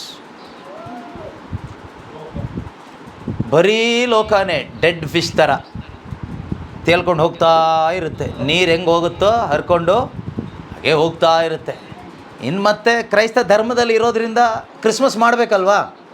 ಕ್ರಿಸ್ಮಸ್ ಮಾಡಿಲ್ಲ ಅಂದರೆ ಜನ ಏನು ತಿಳ್ಕೊಳ್ತಾರೆ? ನಮ್ಮನ್ನು ತಪ್ಪು ತಿಳ್ಕೊಳ್ತಾರೆ. ಆದ್ದರಿಂದ ಕ್ರಿಸ್ಮಸ್ ಮಾಡಬೇಕು, ಚರ್ಚಿಗೆ ಹೋಗಬೇಕು, ಕೈ ಮುಗಿಬೇಕು, ಪಿತನ ಸುತನ ಎಲ್ಲ ಕರೆಕ್ಟಾಗಿ ಹಾಕಬೇಕು, ಯಾವ್ಯಾವ ಪಾಯಿಂಟಿಗೋ ಅಲ್ಲಿಗೆ ಹಾಕಬೇಕು, ಶಿಲ್ಬೆ ಗುರುತೆಲ್ಲ ಕರೆಕ್ಟಾಗಿ ಹಾಕಬೇಕು. ತಪ್ಪಿದರೆ ಜನ ಮತ್ತು ಬೇರೆ ಥರ ತಿಳ್ಕೊಳ್ತಾರೆ. ಇವ್ರು ಶಿಲ್ಬೆ ಗುರುತೆ ಹಾಕೋದಿಲ್ಲ, ಪಿತನ ಸುತನ ಹಾಕ್ಲಿಕ್ಕೆ ಬರೋದಿಲ್ಲ, ಸೈನ್ ಆಫ್ ದ ಕ್ರಾಸ್ ಬರೋದಿಲ್ಲ, ಇವರೆಲ್ಲ ಹೇಗೆ ಕ್ರೈಸ್ತರು? ಸೊ ಜನರಿಗೋಸ್ಕರ ನಾವು ಕರೆಕ್ಟ್ ಪಾಯಿಂಟಲ್ಲಿ ಕರೆಕ್ಟಾಗಿ ಎಲ್ಲ ಮಾಡಬೇಕಾಗತ್ತೆ. ಸೊ ಒಂದು feeling based Christianity, people based Christianity, religion based Christianity, useless Christianity. Christ based Christianity, word based Christianity, holy spirit based Christianity is faith based Christianity and powerful Christianity. ಅದರಲ್ಲಿ power ಇದೆ. That is true Christianity. ಅದೇ ಜೀವ ಇರೋ ಮೀನ್ ಥರ, ಯಾವ ಕಡೆ ಅಗತ್ಯ ಇದೆಯೋ ಆ ಕಡೆಗೆ ಈಜ್ಕೊಂಡು ಹೋಗುತ್ತೆ. ಆಪೋಸಿಟ್ ಡೈರೆಕ್ಷನಲ್ಲಿ ಕೂಡ ಈಜ್ಲಿಕ್ಕೆ ಅದಕ್ಕೆ ಬಲ ಇದೆ. ಲೋಕದ ಫ್ಲೋ ಈ ಕಡೆ ಬರ್ತಾ ಇದ್ದರೆ ಆ ಫ್ಲೋನ ಬೇರ್ಪಡಿಸ್ಕೊಂಡು ಮುಂದಕ್ಕೆ ಹೋಗಲಿಕ್ಕೆ ಶಕ್ತಿ ಇರುತ್ತೆ. ಜೀವ ಇರೋ ಫಿಶ್ ನೀನಾದರೆ, ಸ್ಪಿರಿಚುವಲ್ ಫಿಶ್ ಆದರೆ, ಸತ್ತೋಗಿರೋ ಫಿಶ್ ಆದರೆ ವಾಟರ್ ಫ್ಲೋ ಯಾವ ಕಡೆಗೆ ಇದೆಯೋ ಆ ಕಡೆ ಆ ವಾಟರ್ನ ಎತ್ಕೊಂಡು ಹೋಗ್ತಾ ಇರುತ್ತೆ. ಆಮೇಲೆ ಏನಾಗುತ್ತೆ? ಟೆನ್ಷನ್, ಮೈಗ್ರೇನ್, ಸಮಾಧಾನ ಇಲ್ಲ, ನೆಮ್ಮದಿ ಇಲ್ಲ. ಕುಡಿದ್ರೇ ಸಮಾಧಾನ, ಬಡಿದ್ರೇ ಸಮಾಧಾನ, ಸತ್ರೇನೇ ಸಮಾಧಾನ, ಚರ್ಚಲ್ಲಿ ಹೋಗಿ ಹಿಂಗೆ ಕುತ್ಕೊಂಡ್ರೇ ಸಮಾಧಾನ, ಅಲ್ಲಿ ಇಲ್ಲಿ ಹೋದ್ರೇ ಸಮಾಧಾನ. ಕೆಲವರಿಗೆ ಸಮಾಧಾನ ಇಲ್ಲದೆ ಮೂಲೆಯಲ್ಲಿ ಬಾಗಿಲು ಹಾಕ್ಕೊಂಡು ಒಂಟಿಯಾಗಿ ಕುತ್ಕೊಂಡ್ರೇ ಸಮಾಧಾನ. ನನಗ್ಯಾರೂ ಇಲ್ಲ, ನನಗ್ಯಾರೂ ಬೇಡ, ಈ ರೀತಿ ಅನೇಕ ಒಂದು behaviour. Dead fish flowing according to the water. ನೀರು ಹೆಂಗೆ ಹೋಗುತ್ತೋ ಅದ್ರ ಪ್ರಕಾರ ಹೋಗುವ ಜನರು. ಅಂದರೆ ಬೈಬಲ್ ಹೇಳುತ್ತೆ, ಯೇಸು ಕ್ರಿಸ್ತನ ಶುಭ ಸಂದೇಶವನ್ನು ಆಲಿಸಿ ದೀಕ್ಷಾಸ್ನಾನ ಪಡೆದುಕೊಂಡಿರ್ತಕ್ಕಂಥ ನೀವು ಕ್ರಿಸ್ತ ಯೇಸುವಿನೊಂದಿಗೆ ನೀವು ಪುನರುತ್ಥಾನ ಹೊಂದಿದ್ದೀರಿ. You are resurrected with Christ Jesus. You are a resurrected Christian. ಪುನರುತ್ಥಾನ ಹೊಂದಿದ ಕ್ರೈಸ್ತರು ಯೇಸುವಿನಲ್ಲಿ. ಆದ್ದರಿಂದ ಹೊಂದಿರುವುದಾದರೆ ಸ್ವರ್ಗೀಯ ವಿಷಯಗಳ ಕಡೆ ಗಮನ ಕೊಡಿ. ಕ್ರಿಸ್ತ ಯೇಸು ಸ್ವರ್ಗದಲ್ಲಿ ದೇವರ ಬಲಗಡೆಯಲ್ಲಿ ಆಸೀನರಾಗಿದ್ದಾರೆ. ಓಕೆ. ನೀವು ಕ್ರಿಸ್ತ ಯೇಸುವಿನೊಂದಿಗೆ ಮರಣ ಹೊಂದಿರುವುದರಿಂದ ಅವರೊಂದಿಗೆ ನಿಮ್ಮ ಜೀವ ದೇವರಲ್ಲಿ ಮರೆಯಾಗಿದೆ. ಈಗ ನಮ್ಮ ಜೀವ ಯಾರಲ್ಲಿದೆ? ಓಕೆ, ಅಲ್ಲಿಗೆ ಹೋಗೋದು ಬೇಡ. 3ನೇ ವಾಕ್ಯಕ್ಕೆ ಬನ್ನಿ. ನಿಮ್ಮ ಮನಸ್ಸು ಪ್ರಾಪಂಚಿಕ ವಿಷಯಗಳ ಮೇಲೆ ಅಲ್ಲ, ಸ್ವರ್ಗೀಯ ವಿಷಯಗಳ ಮೇಲೆ ಕೇಂದ್ರೀಕೃತವಾಗಿರಲಿ. ನಿಮ್ಮ ಮನಸ್ಸು ಪ್ರಾಪಂಚಿಕ ವಿಷಯಗಳ ಮೇಲೆ ಅಲ್ಲ, ಪ್ರಾಪಂಚಿಕ ವಿಷಯಗಳ ಮೇಲೆ ಮತ್ತೆ ಯಾವ ವಿಷಯದ ಮೇಲೆ? ಪ್ರಾಮಾಣಿಕವಾಗಿ ನೀವು ಕನ್ನಡಿಯಲ್ಲಿ ನಿಮ್ಮ ಮುಖ ನೋಡಿಕೊಂಡು ಹೇಗೆ ಕಾಣ್ತೀರ ನೋಡಿ. ಇವತ್ತು ಇದೇ ವಾಕ್ಯ ಎಂಬ ಕನ್ನಡಿ. ಈ ಕನ್ನಡಿಯಲ್ಲಿ ನಿಮ್ಮದೇ ಮುಖ ನೀವೇ ನೋಡ್ಕೊಳ್ಳಿ. ನಮ್ಮ ಮನಸ್ಸು ಯಾವ ಕಡೆ ಕೇಂದ್ರೀಕೃತವಾಗಿದೆ? ಪ್ರಾಪಂಚಿಕ ವಿಷಯಗಳ ಮೇಲೆನಾ ಸ್ವರ್ಗೀಯ ವಿಷಯಗಳ ಮೇಲೆನಾ? ಯಾವ ವಿಷಯ? What is the focus are the subject, main subject of your life, your prayer? ನಮ್ಮ ಪ್ರಾರ್ಥನಾ ವಿಷಯ ಏನು? ನಿಜಾನಾ ಅಥವಾ ಸುಮ್ಮನೆ ಒಂದು ಫೀಲಿಂಗಲ್ಲಿ ಹೇಳ್ತಾ ಇದ್ದೀರಾ? ಸುಮ್ಮನೆ ಫೀಲಿಂಗಲ್ಲಿ ಹೇಳೋರು ಯಾರು ಅಂತ ಗೊತ್ತಾಗತ್ತೆ ಒಂದು 2-3-4 ವರ್ಷ ಬಿಟ್ಟಾದಮೇಲೆ. ಕೆಲವು ಟೈಮ್ ನಾವು ಹೇಳ್ತೀವಿ ಜೀಸಸ್ ದಿ ಲಿವಿಂಗ್ ವರ್ಡ್ ಮಿನಿಸ್ಟ್ರಿಲಿರುವ ಎಲ್ಲರೂ ಫೇತಲ್ಲಿದ್ದಾರೆ ಅಂತ. ಯಾರು ಫೇತಲ್ಲಿದ್ದಾರೆ, ಯಾರು ಫೀಲಿಂಗಲ್ಲಿದ್ದಾರೆ ಅನ್ನೋದು ಸ್ವಲ್ಪ ವರ್ಷಗಳಾದಮೇಲೆ ಗೊತ್ತಾಗುತ್ತೆ. ತಕ್ಷಣ ಗೊತ್ತಾಗೋದಿಲ್ಲ. ತಕ್ಷಣ ಎಲ್ಲರೂ ತುಂಬ ಗ್ರೇಟ್ ಫೇತಲ್ಲಿ ಇರೋರ ಥರನೇ ಕಾಣಿಸ್ಕೊಳ್ತಾರೆ. ಆದರೆ ಸ್ವಲ್ಪ ಶೋಧನೆಗಳು, ಅವಮಾನಗಳು, ಕಷ್ಟ ಸಂಕಟಗಳು, ತಿರಸ್ಕಾರಗಳು ಇದೆಲ್ಲ ಬಂದಾಗ ಗೊತ್ತಾಗುತ್ತೆ ಇದರಲ್ಲಿ ಸತ್ತೋಗಿರೋ ಮೀನು ಯಾವುದು, ಜೀವ ಇರೋ ಮೀನು ಯಾವುದು ಅಂತ. ಸತ್ತೋಗಿರೋ ಮೀನನ್ನ ಅಲ್ಲೇ ಬಿಟ್ಟು ಹೋಗ್ತಾರೆ, ಜೀವ ಇರೋ ಮೀನನ್ನ ಬುಟ್ಟಿಗೆ ಹಾಕ್ಕೊಂಡು ಎತ್ಕೊಂಡು ಹೋಗ್ತಾರೆ ದೇವರು. ಕೆಲಸಕ್ಕೆ ಬರುತ್ತೆ ಇದು ಅಂತ. ಒಳ್ಳೆ ಫ್ರೈ ಮಾಡ್ಬೋದು, ಒಳ್ಳೆ ಸಾಂಬಾರು ಮಾಡ್ಬೋದು ಅಂತ, ಯೂಸ್ ಮಾಡ್ಬೋದು ಅಂತ. You will be used by God. ದೇವರಿಗೆ ಉಪಯೋಗ ಆಗ್ತೀವಿ. ಸತ್ತ ಮೀನನ್ನ ಇದು ಸತ್ತೋಗ್ಬಿಟ್ಟಿದೆ, ಹೆಂಗೆ ಪ್ರಪಂಚ ಹೋಗ್ತಾ ಇದೆ ಅದರ ಪ್ರಕಾರ ಹೋಗ್ತಾ ಇದ್ದೀನಿ, ಎತ್ಕೊಂಡು ಹೋಗಿದ್ರೆ ಸರಿ ಆಗೋದಿಲ್ಲ ಅಂತ ಅಲ್ಲೇ ಬಿಟ್ಟು ಹೋಗ್ತಾರೆ. ನಾವು ಅಲ್ಲೇ ಕೂತ್ಕೊಂಡು ಅಲ್ಲೆಲ್ಲಿ ಅಂದ್ಕೊಂಡು ಇರಬೇಕಾಗುತ್ತೆ. ದೇವ್ರ ಕೈಯಲ್ಲಿ ಉಪಯೋಗ ಆಗಬೇಕು. ಆಗ ಮಾತ್ರನೇ ಸಮಾಧಾನ. When you are used by God you will have peace of God in you. When you are not used by God you will lose that heavenly peace. ಯಾವಾಗ ನಾವು ನಿಜವಾಗಲೂ ದೇವರ ಕೈಯಲ್ಲಿ ಉಪಯೋಗ ಆಗ್ತೀವೋ ಸಹೋದರ ಸಹೋದರಿಯರೇ, ದೇವರ ಸಮಾಧಾನ ನಮ್ಮೊಳಗಡೆ ಇರುತ್ತೆ. ಆದರೆ ಯಾವಾಗ ನಾವು ದೇವರ ಕೈಯಲ್ಲಿ ಉಪಯೋಗ ಆಗೋದಿಲ್ವೋ ಖಂಡಿತವಾಗಲೂ ನಮ್ಮೊಳಗಡೆ ಸಮಾಧಾನ ಅನ್ನೋದು ಇರೋದಿಲ್ಲ. ನೆನ್ಪಿಟ್ಕೊಳ್ಳಿ. ನಿನಗೆ ಯಾಕೆ ಸಮಾಧಾನ ಇಲ್ಲ ಅಂದರೆ ನೀನು ಸೈತಾನನ ಕೈಯಲ್ಲಿದೆಯಾ, ಅದಕ್ಕೆ ಸಮಾಧಾನ ಇಲ್ಲ. ಹಲ್ಲೆಲೂಯ ಹೇಳ್ತಾ ಇದೆಯಾ, ಸೈತಾನನ ಕೈಯಲ್ಲಿ ಮಲ್ಕೊಂಡು ಹಲ್ಲೆಲೂಯ ಹೇಳಿದ್ರೆ ಸಮಾಧಾನ ಸಿಗೋದಿಲ್ಲ. ಯೇಸು ಸ್ವಾಮಿ ಹೇಳ್ತಾರೆ, ನನ್ನ ಕೈಯಿಂದ ಅವುಗಳನ್ನು ಕಸಿದುಕೊಳ್ಳಲಿಕ್ಕೆ ಯಾರಿಗೂ ಆಗೋದಿಲ್ಲ. ಯೇಸುವಿನ ಕೈಯಲ್ಲಿ ನಾವಿದ್ದರೆ ಖಂಡಿತವಾಗಲೂ ಯೇಸುವಿನ ಸಮಾಧಾನ ನಮ್ಮೊಳಗಡೆ ಇರುತ್ತೆ. ಯೇಸುವಿನ ಕೈ ಒಳಗಡೆ ಬರೋದು ಹೇಗೆ ಗೊತ್ತಾ? ಒಂದೇ ದಾರಿ, ವಿಶ್ವಾಸ. ಶುಭ ಸಂದೇಶ ಆಲಿಸಬೇಕು. ಆಲಿಸಿದ ಶುಭ ಸಂದೇಶದಲ್ಲಿಟ್ಟ ವಿಶ್ವಾಸದಿಂದ ನೀವು ಯೇಸುವಿನ ಕೈ ಒಳಗಡೆ ಬರ್ತೀರಿ. ಯೇಸು ಕೈಗಳ ಒಳಗಡೆ ಒಮ್ಮೆ ನೀವು ಬಂದರೆ ಅವುಗಳನ್ನು ಕಸಿದುಕೊಳ್ಳಲಿಕ್ಕೆ ಯಾರಿಂದನೂ ಸಾಧ್ಯ ಇಲ್ಲ. No one can snatch them out of my hand ಅಂತ ಯೇಸು ಸ್ವಾಮಿ ಯೋಹಾನನ ಶುಭ ಸಂದೇಶ 10ನೇ ಅಧ್ಯಾಯದಲ್ಲಿ ಹೇಳ್ತಾರೆ. ಯಾರಿಗೂ ಅವುಗಳನ್ನು ನನ್ನ ಕೈಯಿಂದ ಕಸ್ಕೊಳ್ಳಿಕ್ಕೆ ಸಾಧ್ಯನೇ ಇಲ್ಲ. Make sure whether you are in the hands of God or not. ನೀವು ಯೇಸುವಿನ ಕೈಯಲ್ಲಿ ಇದಿರಲ್ಲ ಅನ್ನೋದನ್ನು ಮಾತ್ರ ಗ್ಯಾರಂಟಿ ಮಾಡ್ಕೊಳ್ಳಿ. ಯೇಸು ಕೈ ಒಳಗಡೆ ಬರೋದು ಹೇಗೆ? Only by faith. Faith in the gospel that Jesus is my substitute. Yesu ನನ್ನ ಬದಲಿಗೆ, ನನಗಾಗಿ ಯೇಸು ಎಂದು ಯೇಸುವಿನಲ್ಲಿಟ್ಟ ವಿಶ್ವಾಸದ ಮುಖಾಂತರ ಯೇಸು ಕೈಗೆ ಬಂದ್ರಿ. ಯೇಸು ಕೈಗೆ ಬಂದಮೇಲೆ ಯೇಸು ಉಪಯೋಗಿಸ್ತಾರೆ. ಅದಿಲ್ಲದೆ ಇದ್ದರೆ ಯೇಸುವೇ ನನ್ನನ್ನು ಯೂಸ್ ಮಾಡಿದ್ದೇವ್ರೆ, ನನ್ನನ್ನು ಯೂಸ್ ಮಾಡಿದ್ದೇವ್ರೆ, Lord use me, Lord use me, Lord. ನೀವು ಹಗಲು ರಾತ್ರಿ ಪ್ರಾರ್ಥನೆ ಮಾಡ್ಕೊಂಡು ಸತ್ತೋಗ್ಬಿಡ್ತೀರಿ. ಯೂಸ್ ಮಾಡ್ತಾರೆ, ಅವ್ರ ಕೈಗೆ ಬನ್ನಿ, ಅವ್ರು ಯೂಸ್ ಮಾಡ್ತಾರೆ. ಬರಬೇಕಾದ್ರೆ ಯೇಸು ನನಗಾಗಿ ಸತ್ತಿದ್ದಾರೆ, ನನ್ನ ಪಾಪ ಪರಿಹಾರಕ್ಕಾಗಿ ಯೇಸು ಸತ್ತಿದ್ದಾರೆ. ಯೇಸುವಿನ ಮರಣದ ಮುಖಾಂತರ ನಾನು ಸತ್ತು ಹೋದೆ. ಯೇಸುವಿನ ಪುನರುತ್ಥಾನದ ಮುಖಾಂತರ ನಾನು ಪುನರುತ್ಥಾನ ಹೊಂದಿದ್ದೇನೆ. ಇದನ್ನು ನಾನು ವಿಶ್ವಾಸಿಸಿ ಪಾಪಕ್ಕೆ ವಿಮುಖನಾಗ್ತೀನಿ, ದೇವರ ಮಗನಾಗಿ ಬದುಕ್ತೀನಿ ಅಂತ ಒಂದು ಡಿಸಿಷನ್ ಮಾಡುವಾಗ ಖಂಡಿತವಾಗಲೂ ಪ್ರೀತಿಯ ಸಹೋದರ ಸಹೋದರಿಯರೇ, ಯೇಸುವಿನ ಕೈ ಒಳಗಡೆ ನಾವು ಬಂದ್ವಿ. ಅದು ಒಂದೇ ದಾರಿ. Only through faith we can come to the hands of God. ದೇವರ ಕೈ ಒಳಗಡೆ ಬರಲಿಕ್ಕೆ ದಾರಿ ಒಂದೇ, ವಿಶ್ವಾಸದ ಮುಖಾಂತರ ಮಾತ್ರನೇ. ಪ್ರಾರ್ಥನೆಯಿಂದ ಆಗೋಲ್ಲ, ಚರ್ಚ್ಗೆ ಹೋಗಿ ಬರೋದ್ರಿಂದ ಆಗೋದಿಲ್ಲ, ಬೈಬಲ್ ಓದೋದ್ರಿಂದ ಆಗೋದಿಲ್ಲ, ಹಲ್ಲೆಲೂಯಾ ಹೇಳೋದ್ರಿಂದ ಆಗೋದಿಲ್ಲ. Hearing the gospel and believing in it. ಶುಭ ಸಂದೇಶವನ್ನು ಆಲಿಸಬೇಕು, ಅದನ್ನು ನಂಬಬೇಕು. Through that faith we are in the hands of God. ದೇವರ ಕೈಯಲ್ಲಿ ಬಂದ್ವಿ. ಬಂದಮೇಲೆ 5ನೇ ವಾಕ್ಯ ಹೇಳುತ್ತೆ, ನಿಮ್ಮ ನಿಮ್ಮಲ್ಲಿರುವ ಪ್ರಾಪಂಚಿಕ ಆಶಯಾಕಾಂಕ್ಷೆಗಳನ್ನು ತ್ಯಜಿಸಿರಿ. ಈಗ ನಮ್ಮ ಗಮನ ಸ್ವರ್ಗದ ಕಡೆಗೆ ಇರೋದ್ರಿಂದ ನಮ್ಮಲ್ಲಿರುವ ಪ್ರಾಪಂಚಿಕ ಆಸೆ ಆಕಾಂಕ್ಷೆಗಳನ್ನು ಓಕೆ. ಆದರ ಅನೈತಿಕತೆ, ಕಾಮಾಭಿಲಾಷೆ, ದುರಾಲೋಚನೆ, ವಿಗ್ರಹಾರಾಧನೆ, ಸಮವಾಗಿರುವ ಲೋಭ ಇವುಗಳನ್ನು ದಮನ ಮಾಡಿರಿ.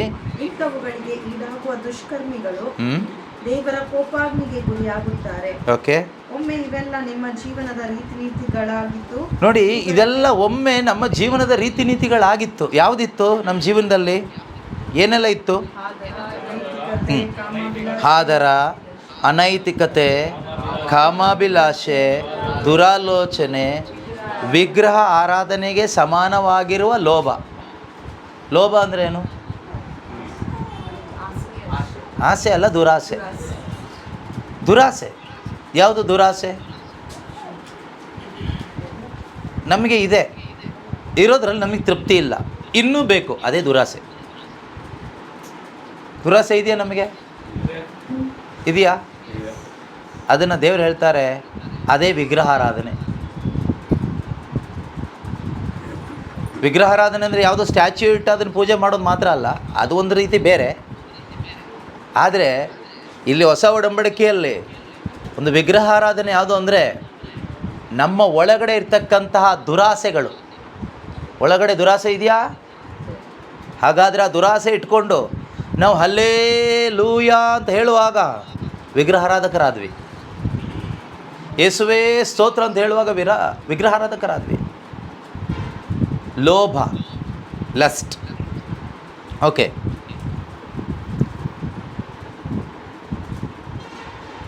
Greed which is idolatry. ಇಂಥವುಗಳಿಗೆ ಈಡಾಗುವವರು ಏನಾಗಿರ್ತಾರಂತೆ? ದೇವರ ಕೋಪಾಗ್ನಿಗೆ ಗುರಿಯಾಗುತ್ತಾರೆ. ಒಮ್ಮೆ ಇದೆಲ್ಲವೂ ಇದು ನಮ್ಮ ಜೀವನದ ರೀತಿ ನೀತಿಗಳಾಗಿತ್ತು. When you are living in that life, ಆ ಜೀವನ ಜೀವಿಸ್ತಾ ಇದ್ದಾಗ ಈಗಲಾದರೂ ಕೋಪ, ರೋಷ, ಮತ್ಸರ ಇವುಗಳನ್ನು ತ್ಯಜಿಸಿರಿ. ಕೋಪ ಇದೆಯಾ? ರೋಷ ಇದೆಯಾ? ಮತ್ಸರ ಇದೆಯಾ? ಮತ್ಸರ ಇದೆಯಾ? ಪಕ್ಕದ ಮನೆಯವ್ರು ಮನೆ ಕಟ್ಟಿದರೆ ನಮಗೆ ಅವ್ರ ಮನೆಗೆ ಹೋಗಿ ನಾವು ಅವರಿಗೆ ಫ್ಲವರ್ಸ್ ಎಲ್ಲ ಕೊಟ್ಟು ವಿಶ್ ಮಾಡಿ, ನಮ್ಮ ಮನೇಲಿ ಅಡುಗೆ ಮಾಡಿ, ನೀವು ಕಷ್ಟಪಟ್ಟು ಮನೆ ಕಟ್ಟಿದ್ದೀರಿ ತಗೊಳ್ಳಿ ಅಂತ ಹೇಳ್ಬಿಟ್ಟು ಖುಷಿಯಾಗಿ ಸ್ವೀಟ್ ಕೊಟ್ಟು ಬರ್ತೀವ? ಅವ್ರದ್ದು ಗೃಹ ಪ್ರವೇಶ ಯಾವತ್ತಿದೆಯೋ ಅವತ್ತು ನಾವೆಲ್ಲೋ ಫಾರಿನ್ ಟೂರ್ ಹಾಕ್ಕೊಂಡಿರ್ತೀವಿ. ಆಮೇಲೆ ಏನು ಹೇಳ್ತೀವಿ? ನಾವು ಇದ್ದಿದ್ರೆ ನಾವೇ ಮುಂದೆ ನಿಂತೆಲ್ಲ ಮಾಡಬೇಕು ಅಂತ ಇದ್ವಿ, ನಾವು ನಮ್ಮ ಯಜಮಾನ್ರು ಹಾಗೆ ಮಾತಾಡ್ಕೊಂಡ್ವಿ, ನಾವೇ ಮುಂದೆ ನಿಂತೆಲ್ಲ ಮಾಡೋಣ ಅಂತ ಅರ್ಜೆಂಟಾಗಿ ಒಂದು ಮೀಟಿಂಗ್ ಬಂದುಬಿಡ್ತು, ಆದ್ದರಿಂದ ಫ್ಯಾಮಿಲಿ ಸಮೇತ ಹೋಗಿಬಿಟ್ವಿ, ಒಂದು ವಾರ ಇರೋದಿಲ್ಲ, ಸಾರಿ ಅಂತ. ಈ ನಾಟಕ ಯಾರಿಗೆ ಗೊತ್ತಾಗೋದಿಲ್ಲ?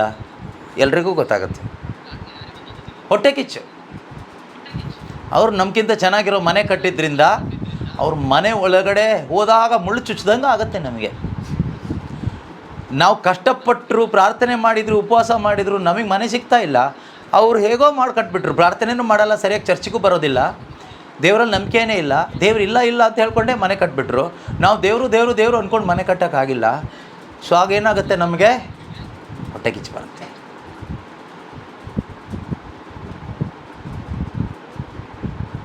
ನಮಗಿಂತ ಚೆನ್ನಾಗಿ ಯಾರಾದರೂ ಏನಾದರೂ ಪರ್ಫಾರ್ಮ್ ಮಾಡಿದಾಗ ನಮ್ಮ ಪ್ರೇಯರ್ ಗ್ರೂಪಲ್ಲೆಲ್ಲ ಜಾಸ್ತಿ ಇರುತ್ತಲ್ವ, ಅದೊಂದು ರೀತಿ ಹೊಟ್ಟೆ ಕಿಚ್ಚು. ನಮಗಿಂತ ಚೆನ್ನಾಗಿ ಯಾರಾದರೂ ಹಾಡಿದಾಗ, ಪ್ರಬೋಧನೆ ಮಾಡಿದಾಗ, ಪ್ರಾರ್ಥನೆ ಮಾಡಿದಾಗ ನಮಗೇನಾಗುತ್ತೆ, ನಾವೆಷ್ಟೋ ಎಫರ್ಟ್ ಹಾಕಿರ್ತೀವಿ, ನಾವು ಆ ಥರ ಆಗಲೇಬೇಕು ಅಂತ, ಆಗೋದೇ ಇಲ್ಲ.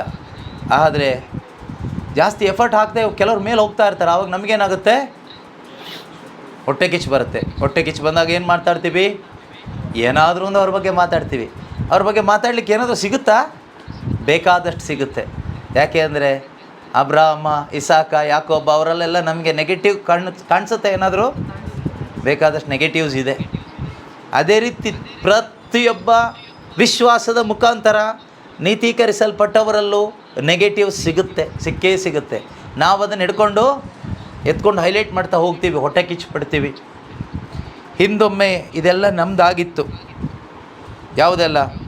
ಕೋಪ, ರೋಷ, ಮತ್ಸರ, anger, wrath, malice, slander, abusive language from our mouth, ಹೊಲಸು ಮಾತು, ಸುಳ್ಳು, ಇವೆಲ್ಲವೂ ಇತ್ತು. ದುರಭ್ಯಾಸ, ಇದೆಲ್ಲ ಹೋಯ್ತೀಗ. ಮಾತ್ರವಲ್ಲ, ನೂತನ ಸ್ವಭಾವವನ್ನು ಧರಿಸಿಕೊಂಡಿದ್ದೀರಿ. ನೀವು ಸೃಷ್ಟಿಕರ್ತನನ್ನು ಸಂಪೂರ್ಣವಾಗಿ ಅರಿತುಕೊಳ್ಳಬೇಕು ಎಂಬ ಉದ್ದೇಶದಿಂದ ಈ ಸ್ವಭಾವವನ್ನು ಅನುದಿನವೂ ನವೀಕರಿಸಲಾಗುತ್ತಿದೆ. And you have clothed yourselves with the new self, which is being renewed in knowledge according to the image of its creator. ದೇವರ ವಾಕ್ಯದ ಜ್ಞಾನದ ಮುಖಾಂತರವಾಗಿ, ವಿಶ್ವಾಸದ ಮುಖಾಂತರ ನಾವು ಪಡೆದಿರ್ತಕ್ಕಂತಹ ಈ ನೂತನ ಜೀವನವನ್ನು ನಾವು ನವೀಕರಿಸಿಕೊಳ್ತಾ ಇರಬೇಕು. That is very important. ಅದೇ ನಾನು ಹೇಳಬೇಕಾದ ಮೇನ್ ಪಾಯಿಂಟ್. ಯಾವುದು ಗೊತ್ತಾ? ವಾಕ್ಯ 10. ಯೇಸು ಕ್ರಿಸ್ತರಲ್ಲಿ ವಿಶ್ವಾಸ ಇಟ್ರಿ, ನಮ್ಮ ಜೀವನದ ಲಕ್ಷ್ಯ ಸ್ವರ್ಗರಾಜ್ಯ ಆಯಿತು. ಈಗ ಲಕ್ಷ್ಯಕ್ಕೆ ಅನುಗುಣವಾಗಿ ಬದುಕಬೇಕಾದ್ರೆ ಮತ್ತೆ ಸತ್ತು ಮೀನುಗಳ ಜೊತೆಗೆ ಸೇರಿಕೊಂಡು ನಾವು ಹೋಗಬಾರ್ದಾದ್ರೆ, ಜೀವ ಇರುವ ಮೀನು ಕೆಲವೊಮ್ಮೆ ಸತ್ತು ಮೀನು ಜೊತೆಗೆ, ಆ ಮೀನುಗಳು ನಮ್ಮ ಫ್ರೆಂಡ್ಸ್ ಎಲ್ಲ ಹೀಗೆ ಹೋಗ್ತಾ ಇದ್ದಾರೆ, ನಾನು ಹೀಗೆ ಹೋಗ್ತೀನಿ ಅಂತ ಹೋಗ್ಬಿಡ್ತಾರೆ ಕೆಲವರು. ಆದರೆ ಅದು ಜೀವ ಇಲ್ಲದೇ ಇರೋದ್ರಿಂದ ಹೋಗೋದು, ಇದು ಜೀವ ಇದ್ದು ಹೋಗುತ್ತೆ.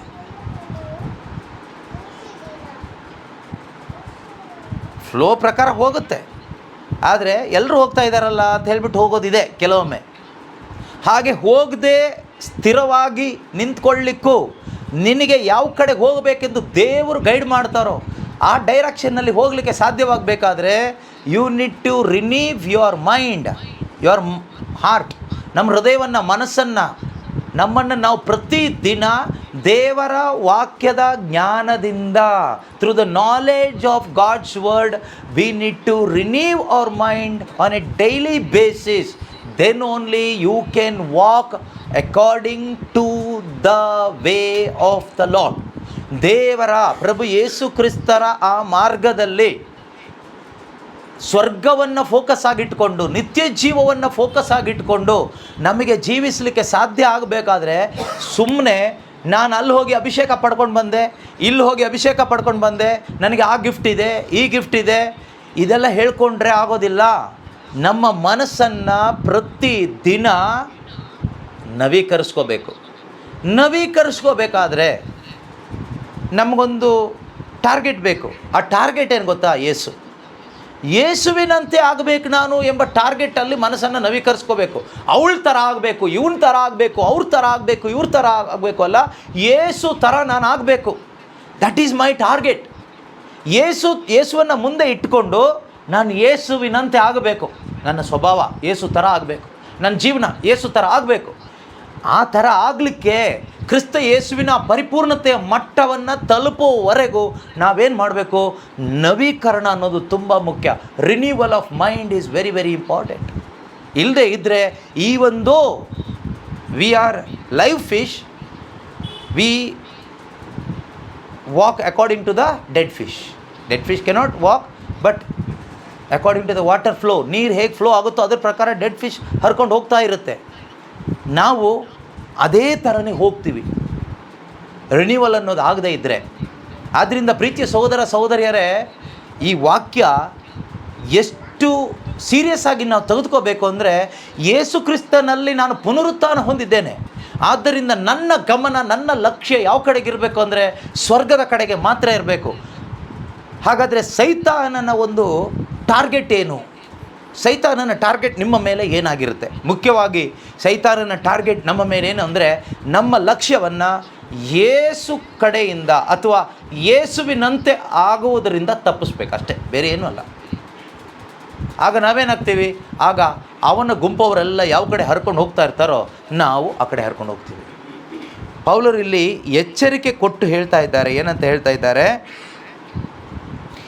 6ನೇ ವಾಕ್ಯ, ಇಂಥವುಗಳಿಗೆ ಈಡಾಗುವ ದುಷ್ಕರ್ಮಿಗಳು, ಅವ್ರನ್ನ ಬೈಬಲ್ ಹೇಳ್ತಾ ಇರೋದು ದುಷ್ಕರ್ಮಿಗಳು ಅಂತ. ಇಂಥವುಗಳಿಗೆ ಈಡಾಗುವ ದುಷ್ಕರ್ಮಿಗಳು ದೇವರ ಕೋಪಾಗ್ನಿಗೆ ಒಳಗಾಗುತ್ತಾರೆ.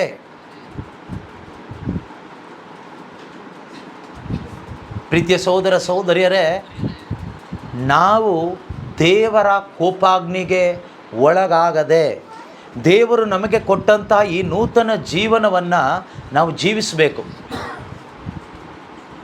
ಫೀಲಿಂಗ್ ಬೇಸ್ಡ್ ಆಗಿ ನಾವು ಹೋದರೆ ಖಂಡಿತವಾಗಿಯೂ ಈ ಸತ್ತು ಮೀನುಗಳು ತುಂಬ ಇದೆ ಪ್ರಪಂಚದಲ್ಲಿ. ಎಲ್ಲ ಸಭೆಗಳಲ್ಲೂ ಎಲ್ಲ ಪ್ರೇಯರ್ ಗ್ರೂಪ್ಗಳಲ್ಲೂ ಸತ್ತು ಮೀನು ಥರ ಇರುವ ಕ್ರೈಸ್ತರು ತುಂಬ ಜನ ಇರ್ತಾರೆ. ನಾವು ಅವ್ರ ಜೊತೆಗೆ ಸೇರಿಕೊಂಡು ಅಲ್ಲೆಲ್ಲೂ ಹಾಡ್ತೀವಿ, ನಾವು ಅವ್ರ ಜೊತೆಗೆ ಸೇರಿಕೊಂಡು ಪ್ರೈಸ್ಗಳು ಹೇಳ್ತೀವಿ. ಬೈಬಲ್ ಹೇಳುತ್ತೆ ಎಫೆಸದವರಿಗೆ ಬರೆದ ಪತ್ರಿಕೆಯಲ್ಲಿ, ಸತ್ತವ್ರನ್ನ ಬಿಟ್ಟು ಬಾಪ ಅಂತ. ಯಾವ ಸತ್ತವ್ರನ್ನ? ನಾವೇನು ಸಮಾಧಿಲಿ ಹೋಗಿ ಮಲ್ಕೊಂಡಿರ್ತೀವ? ಹೋಗ್ತೀರಾ ಯಾರಾದರೂ ಸಮಾಧಿಗೆ ಹೋಗಿ ಮಲ್ಕೊಳ್ತೀವ? ಕೆಲವರು ಹೋಗಿ ಮಲ್ಕೊಳ್ತಾರೆ ಫುಲ್ ಟೈಟ್ ಆದಾಗ. ಅವ್ರಿಗೆ ಮನೆ ಯಾವುದು ಸಮಾಧಿ ಯಾವುದು ಗೊತ್ತಾಗೋದಿಲ್ಲ, ಕೆಲವರು ಹೋಗಿ ಮಲ್ಕೊಳ್ತಾರೆ. ಸೊ ಅವ್ರ ಬಗ್ಗೆ ಎಲ್ಲ ನಾನು ಹೇಳ್ತಾ ಇರೋದು. ಇಲ್ಲಿ ಆತ್ಮಿಕ ಜೀವಿತದಲ್ಲಿ ಆತ್ಮದಲ್ಲಿ ಸತ್ತಂತೆ ಇರ್ತಕ್ಕಂಥ ಎಷ್ಟೋ ಜನ ಕ್ರೈಸ್ತರಿದ್ದಾರೆ. Christians for name sake they are Christians, but in spirit they are dead. ಆತ್ಮದಲ್ಲಿ ಸತ್ತವರಾಗಿದ್ದಾರೆ. ಅರ್ಥ ಆಗ್ತಿದೆಯಾ? ಸೊ ದೇವ್ರು ಹೇಳ್ತಾರೆ, ನಿನಗೆ ಜೀವ ಬಂದಿದೆಯೋ, ನೀನು ಯಾಕೆ ಸತ್ತವ್ರ ಜೊತೆಗೆ ಸೇರ್ಕೊಂಡಿದ್ದೀಯಾ? ಸತ್ತ ಮೀನು ಜೊತೆಗೆ ನೀನು ಯಾಕೆ ಕರ್ಕೊಂಡು ಹೋಗ್ತಾ ಇದೀಯಾ? ಅದಕ್ಕೆ ಜೀವ ಇಲ್ಲ, ಅದು ಹೋಗ್ತಾ ಇದೆ ನೀರು ಹೋದಂಗೆ. ನಿನಗೆ ಜೀವ ಬಂದಿದೆಯಲ್ಲ, ಅದೆಲ್ಲ ಹೋಗ್ತಾ ಇದೆ ಅಂತ ನೀನು ಹೋಗಬೇಡ. ಸತ್ತವ್ರನ್ನ ಬಿಟ್ಟು ಬಾ, ನಿನಗೆ ನಾನು ಬೆಳಕು ಕೊಡ್ತೀನಿ. You need light. ಎಲ್ಲಿಂದ ಬರುತ್ತೆ ಈ ಬೆಳಕು ಪ್ರೀತಿಯ ಸಹೋದರ ಸಹೋದರಿಯರೇ? ಯಾವಾಗ ನಾವು ಒಂದು ರಿಪೆಂಟ್ ಆಗ್ತೀವೋ, ವೆನ್ ವಿ ಟ್ರೂಲಿ ರಿಪೆಂಟ್, ನಿಜವಾಗ್ಲೂ ನಾವು ರಿಪೆಂಟ್ ಆಗ್ತೀವೋ, ನಿಜವಾಗ್ಲೂ ನಾವು ದೇವ್ರ ಕಡೆಗೆ ತಿರ್ಕೊಳ್ತೀವೋ, ಆಗ ನಮ್ಮ ಒಳಗಡೆ ಬೆಳಕು ಬರುತ್ತೆ. ಅಲ್ಲಿಯವರೆಗೂ ನಾವು ಕತ್ತಲಲ್ಲಿರ್ತೀವಿ. ಎಲ್ಲಿರ್ತೀವಿ? ಸೆಲ್ಫಿಶ್ನೆಸ್ ಎಂಬ ಕತ್ತಲೆ ಒಳಗಡೆ ಇರ್ತೀವಿ. ಅಲ್ಲಿ ಏನು ಕಾಣಿಸುತ್ತೆ ಕೇಳಿದ್ರೆ, ಅಲ್ಲಿ ನಾನು ಮಾತ್ರ ಕಾಣಿಸ್ತೀನಿ. ನಾನು ನಾನು ನಾನು me, everything about me, everything about self.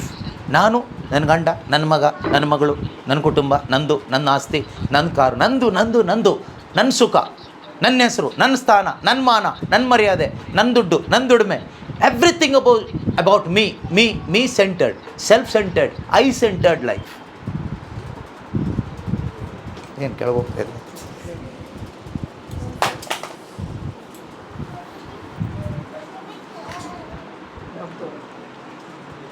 Okay. ನಾನು ನಾನು ನಾನು ನಾನು ಎಂಬ ಆ ಒಂದು ಸೆಲ್ಫ್ ಸೆಂಟರ್ಡ್ನೆಸ್ ಮಾತ್ರ ನಮ್ಮಲ್ಲಿರುತ್ತೆ. ಯಾವಾಗ ನಾವು ನಿಜವಾಗ್ಲೂ ರಿಪೆಂಟ್ ಆಗ್ತೀವೋ, ಓಕೆ, ನಿಜವಾದ ಒಂದು ಮಾನಸಾಂತರಕ್ಕೆ ನಾವು ಬಂದಾಗ ಆ ಸೆಲ್ಫ್ ಅನ್ನೋದು ದೂರ ಹೋಗುತ್ತೆ. ಆಗ ನಮಗೆಲ್ಲರೂ ಕಾಣಿಸ್ತಾರೆ, ಅವರಿದ್ದಾರೆ, ಇವರಿದ್ದಾರೆ, ಎಲ್ಲ ಕಾಣಿಸುತ್ತೆ. ನಾವು ಯೇಸುವಿಗಾಗಿ ಬದುಕಲಿಕ್ಕಾಗುತ್ತೆ. ಇಲ್ಲದೇ ಇದ್ದರೆ ನಾವು ಹೊಸ ಜನ್ಮ ಪಡ್ಕೊಂಡಿದ್ದೀವಿ ನಿಜ, ನೂತನ ಜನ್ಮ ಏನೋ ಪಡ್ಕೊಂಡಿದ್ದೀವಿ, ಬಾರ್ನ್ ಅಗೇನ್ ಆಗಿದ್ದೀವಿ. ಆದರೆ ರಿನ್ಯೂವಲ್ ಇಲ್ಲದೆ ಇದ್ದರೆ ಈ ರಿಪೆಂಟೆನ್ಸ್ ಅನ್ನೋದು ಬರೋದಿಲ್ಲ. If there is no true renewal, there is no true repentance. True repentance comes through the renewal. ನಿಜವಾದ ಒಂದು ಮಾನಸಾಂತರ ಅನ್ನೋದು ಬರೋದು ಎಲ್ಲಿಂದ ಅಂದರೆ ನವೀಕರಣದಿಂದ. ದೇವರ ವಾಕ್ಯದ ಆ ಒಂದು ಜ್ಞಾನ ನಾವೆಷ್ಟು ಪಡ್ಕೊಳ್ತೀವೋ ಅಷ್ಟು ನಮ್ಮ ಮನಸ್ಸು ನವೀಕರಿಸಲ್ಪಡ್ತಾ ಇರ್ತದೆ, ರಿನ್ಯೂ ಆಗ್ತಾ ಇರ್ತದೆ, ಹೊಸದಾಗ್ತಾ ಇರ್ತದೆ. ಯಾವ ಥರ? Into the image of the son of God. Will be able to renew our mind into the image of Jesus Christ. ಕ್ರಿಸ್ತ ಯೇಸುವಿನಂತೆ ಆಗಬೇಕು ಎಂಬ ಲಕ್ಷ್ಯದೊಂದಿಗೆ ನಮ್ಮ ಮನಸ್ಸನ್ನು ನಮಗೆ ಪ್ರತಿದಿನ ನವೀಕರಿಸ್ಕೊಳ್ಳಿಕ್ಕಾಗುತ್ತೆ. ಒಂದು ಪ್ರಶ್ನೆ, ನಾವು ಎಷ್ಟು ನವೀಕರಿಸ್ಕೊಂಡ್ರೆ ಯೇಸು ಥರ ಆಗ್ಬೋದು? ಎಷ್ಟು ಟ್ರೈ ಮಾಡಿದರೆ ಆಗೋದಿಲ್ಲ. ಹಾಗಾದರೆ ಮಾಡಿ ಪ್ರಯೋಜನ ಇದೆಯಾ? ಪ್ರಯೋಜನ ಇದೆಯಾ? ಎಷ್ಟು ಪ್ರಯತ್ನ ಪಟ್ಟರೆ ಯೇಸು ಥರ ಆಗ್ಬೋದು?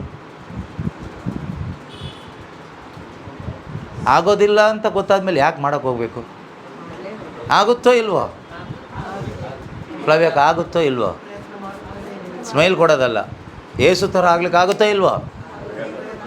ಪ್ರಯತ್ನ ಮಾಡ್ತಿದ್ದೀರಿ, ಆಗುತ್ತೋ ಇಲ್ವೋ? ಆಗುತ್ತಾ? ಹೋಗಲಿ, ಎಷ್ಟು ಜನ ಆಗಿದ್ದಾರೆ ಯೇಸು ಥರ? ಯಾರಾದರೂ ಒಬ್ರು ಆದವ್ರು ಇದ್ದಾರೆ? ಹೋಗಲಿ. ಹಂಗಾದ್ರೆ ನಾವು ಹೇಳೋದು ಸುಳ್ಳಾಯ್ತಲ್ಲ ಅವಾಗ. ಸುಮ್ಮನೆ ಟೈಮ್ ಪಾಸಿಗೆ ಏನೋ ಜನಕ್ಕೆ ತಲೆ ಕೆಡಿಸ್ಕೊಳ್ಳಿಕ್ಕೆ ಹೇಳೋದಂಗೆ ಆಯಿತು. ಇದೊಂಥರ ನಿನ್ನೆ ಹೇಳ್ತಾ ಇದ್ರಲ್ಲ, ಯಾವುದು ನರಿ ಕತೆ. ನರಿ ಜಂಪ್ ಹೊಡಿತಾ ಇತ್ತಂತೆ, ದ್ರಾಕ್ಷಿ ಹಣ್ಣು ಸಿಗುತ್ತೆ ಸಿಗುತ್ತೆ ಸಿಗುತ್ತೆ ಅಂತ. ಲಾಸ್ಟಿಗೆ ಸಿಗ್ತಾ ಅದಕ್ಕೆ ಏನು ಹೇಳ್ತಂತೆ, ಅದು ಹುಳಿ ಇದೆ, ಸಿಹಿ ಇಲ್ಲ, ಅದು ಸರಿ ಇಲ್ಲ ಅಂತ. ಹಾಗೇನೆ ನಮ್ಮದು ನೋಡಿ, ನಾವು ಯೇಸು ಥರ ಆಗ್ತೀವಿ ಅನ್ನೋದು ದ್ಯಾಟ್ ಈಸ್ ಅವರ್ ಹೋಪ್. ಅದು ನಮ್ಮ ನಿರೀಕ್ಷೆ. ಈ ಹೋಪನ್ನು ನಮಗೆ ಕೊಟ್ಟಿದ್ಯಾರು? ಹೋಲಿ ಸ್ಪಿರಿಟ್, ಪರಿಶುದ್ಧಾತ್ಮರು ನಮ್ಮಲ್ಲಿ ಏನು ಬಂದಾಗ ಅವ್ರು ನಮ್ಮಲ್ಲಿ ಏನು ಕ್ರಿಯೇಟ್ ಮಾಡ್ತಾರೆ ಗೊತ್ತಾ? ಈ ಹೋಪನ್ನ ಕ್ರಿಯೇಟ್ ಮಾಡ್ತಾರೆ. One day you will be like Jesus in heaven if you try here on earth. That is faith. That is faith. ವಿಶ್ವಾಸ ಅಂದರೆ ಏನು ಗೊತ್ತಾ? ನಿರೀಕ್ಷಿಸುವಂಥವುಗಳು ನಮಗೆ ಸಿಗುತ್ತದೆ ಎಂಬುದೇ ವಿಶ್ವಾಸ. ನಮ್ಮ ನಿರೀಕ್ಷೆ ಏನು? What is hope of glory? Jesus Christ is the hope of glory. ಅರ್ಥ ಆಗ್ತಿದೆಯಾ? ಯೇಸು ಥರ ನಾನು ಆಗ್ತೀನಿ. ಎಲ್ಲಿ? ಸ್ವರ್ಗಕ್ಕೆ ಹೋದಾಗ ಅಲ್ಲಿ ನಾನು ಯೇಸು ಥರ ಆಗ್ತೀನಿ. ಹಾಗಾದರೆ ಆ ನಿರೀಕ್ಷೆ ನನಗಿದ್ದರೆ ಈ ಭೂಮಿಯಲ್ಲಿ ನಾನೇನು ಮಾಡ್ತೀನಿ? ಸಾಯುವ ತನಕ ಯೇಸು ಥರ ಆಗ್ತೀನಿ ಆಗ್ತೀನಿ ಆಗ್ತೀನಿ ಆಗ್ತೀನಿ ಎಂಬ ಆ ನಿರೀಕ್ಷೆಯಲ್ಲಿ ಬದುಕ್ತೀನಿ. ಅದೇ ವಿಶ್ವಾಸದ ಜೀವನ, ಅದೇ ಕ್ರೈಸ್ತ ಜೀವನ. ಅದಿಲ್ಲದೆ ಇರೋದೆಲ್ಲ duplicate Christianity, feeling based Christianity, religion based Christianity. Everything is useless. That is not faithless, faith based. Faith based ಮಾತ್ರ ಉಪಯೋಗ ಆಗುತ್ತೆ. ಟ್ರೂ ಫೇತ್ ಆದರೆ ಅಲ್ಲಿ ಟ್ರೂ ಹೋಪ್ ಇದೆ. ಯೇಸುವಿನಂತೆ ನಾನು ಆಗ್ತೀನಿ ಸ್ವರ್ಗದಲ್ಲಿ. ಇಲ್ಲೇನು ಮಾಡಬೇಕು? ರಿನ್ಯೂ ಮಾಡ್ತಾ ಇರಬೇಕು. ಯಾರು ದೇವರು ನೋಡಿ ಈ ಒಂದು ವಿಶ್ವಾಸದ ಜೀವನ ಬಿಡದೇ ಪ್ರಯತ್ನ ಪಡ್ತಾ ಇರ್ತಾರಲ್ವಾ, ನಾನು ಯೇಸುವಿನಂತೆ ಆಗ್ತೀನಿ ಆಗ್ತೀನಿ ಆಗ್ತೀನಿ ಅಂತ ಹೇಳ್ಕೊಂಡಿರುವ ಸೋಂಬೇರಿಗಳಿದ್ದಾರೆ. ಅವ್ರ ಬಗ್ಗೆ ಎಲ್ಲ ಹೇಳ್ತಾ ಇರೋದು. ಹೇಳ್ತಾ ಬೀಳ್ತಾ ಪ್ರಯತ್ನ ಪಡ್ತಾ ಆ ರಿನ್ಯೂ ಮಾಡ್ಕೊಳ್ತಾ ಆ ಗುರಿ ಮುಟ್ಟುವ ತನಕ ಪೌಲರು ಹೇಳಿದಾಗೆ ಫಿಲಿಪ್ಪಿ 3:12 ಹೇಳ್ತಾರೆ. ಫಿಲಿಪಿಯರಿಗೆ ಬರೆದ ಪತ್ರಿಕೆ 3ನೇ ಅಧ್ಯಾಯ 12ನೇ ವಾಕ್ಯದಲ್ಲಿ ಹೇಳ್ತಾರೆ, ಆ ಗುರಿ ಮುಟ್ಟಿದ್ದೇನೆಂದು ನಾನು ಎಂದಿಗೂ ಹೇಳಿಕೊಂಡಿಲ್ಲ, ಆದರೆ I am trying, I am pressing on to that goal to make it my own. ಅದನ್ನು ನನ್ನದಾಗಿಸ್ಕೊಳ್ಳಿಕ್ಕೆ ನಾನು ಪ್ರಯತ್ನ ಪಡ್ತಾನೇ ಇದ್ದೀನಿ. ಹೇಗೆ ಪ್ರಯತ್ನ? I am renewing my mind, I am applying God's instruction to my life because I have a hope and confidence that one day I will be like Jesus. ನಾನು ಯೇಸುವಿನಂತೆ ಆಗ್ತೀನಿ. ಆ ವಾಕ್ಯ ಓದೋಣ, ಫಿಲಿಪ್ಪಿ 3:12. ನಾನಿದನ್ನೆಲ್ಲವನ್ನು ಸಾಧಿಸಿದ್ದೇನೆ. ಈಗಾಗಲೇ ನಾನು ಇದೆಲ್ಲವನ್ನು ಸಾಧಿಸಿದ್ದೇನೆ, ಪರಿಪೂರ್ಣತೆಯನ್ನು ಗಳಿಸಿದ್ದೇನೆ. ಪರಿಪೂರ್ಣತೆ ಅಂದರೆ ಜೀಸಸ್. ಪರಿಪೂರ್ಣತೆಯನ್ನು ಗಳಿಸಿದ್ದೇನೆ ಎಂದು ನೀವು ಭಾವಿಸಬೇಡಿ. ಪೌಲರೇ ಹೇಳ್ತಾ ಇದ್ದಾರೆ. ಪೌಲರಿಗೆ ಸಾಧ್ಯ ಆಗಿಲ್ಲ ಈ ಭೂಮಿಯಲ್ಲಿ ಯೇಸು ಥರ ಆಗಲಿಕ್ಕೆ. ಹಾಗಾದರೆ ಯೇಸು ಥರ ಆಗಲಿಕ್ಕೆ ಅಲ್ಟಿಮೇಟ್ ಎಫರ್ಟ್ ಹಾಕಿದ್ದಾರೆ ಅವರು. ಆ ಒಂದು ಕಾನ್ಫಿಡೆನ್ಸ್ ಅವ್ರು ಹೇಳ್ತಾರೆ, ನಾನು ಆಗ್ತೀನಿ, ಒಂದಿನ ಅದೇ ಆಗ್ತೀನಿ ಅಂತ. ವಿಶ್ವಾಸ ಕಾಪಾಡ್ಕೊಂಡಿದ್ದೀನಿ ಅಂತ ಹೇಳ್ತಾರೆ. ಓಕೆ, ಈಗಾಗಲೇ ನಾನು ಪರಿಪೂರ್ಣತೆಯನ್ನು ಗಳಿಸಿದ್ದೇನೆ ಎಂದು ನೀವು ಭಾವಿಸಬಾರದು. ಕ್ರಿಸ್ತ ಯೇಸು ನನ್ನನ್ನು ಯಾವುದಕ್ಕಾಗಿ ತಮ್ಮವನನ್ನಾಗಿ ಮಾಡಿಕೊಂಡರೋ, ಕ್ರಿಸ್ತ ಯೇಸು ಯಾವುದಕ್ಕಾಗಿ ನನ್ನನ್ನು ತಮ್ಮವನನ್ನಾಗಿ ಮಾಡಿಕೊಂಡರು. ಯಾಕೆ ನಮ್ಮನ್ನು ಕ್ರಿಸ್ತ ಯೇಸು ತಮ್ಮವರನ್ನಾಗಿ ಮಾಡಿಕೊಂಡಿದ್ದು?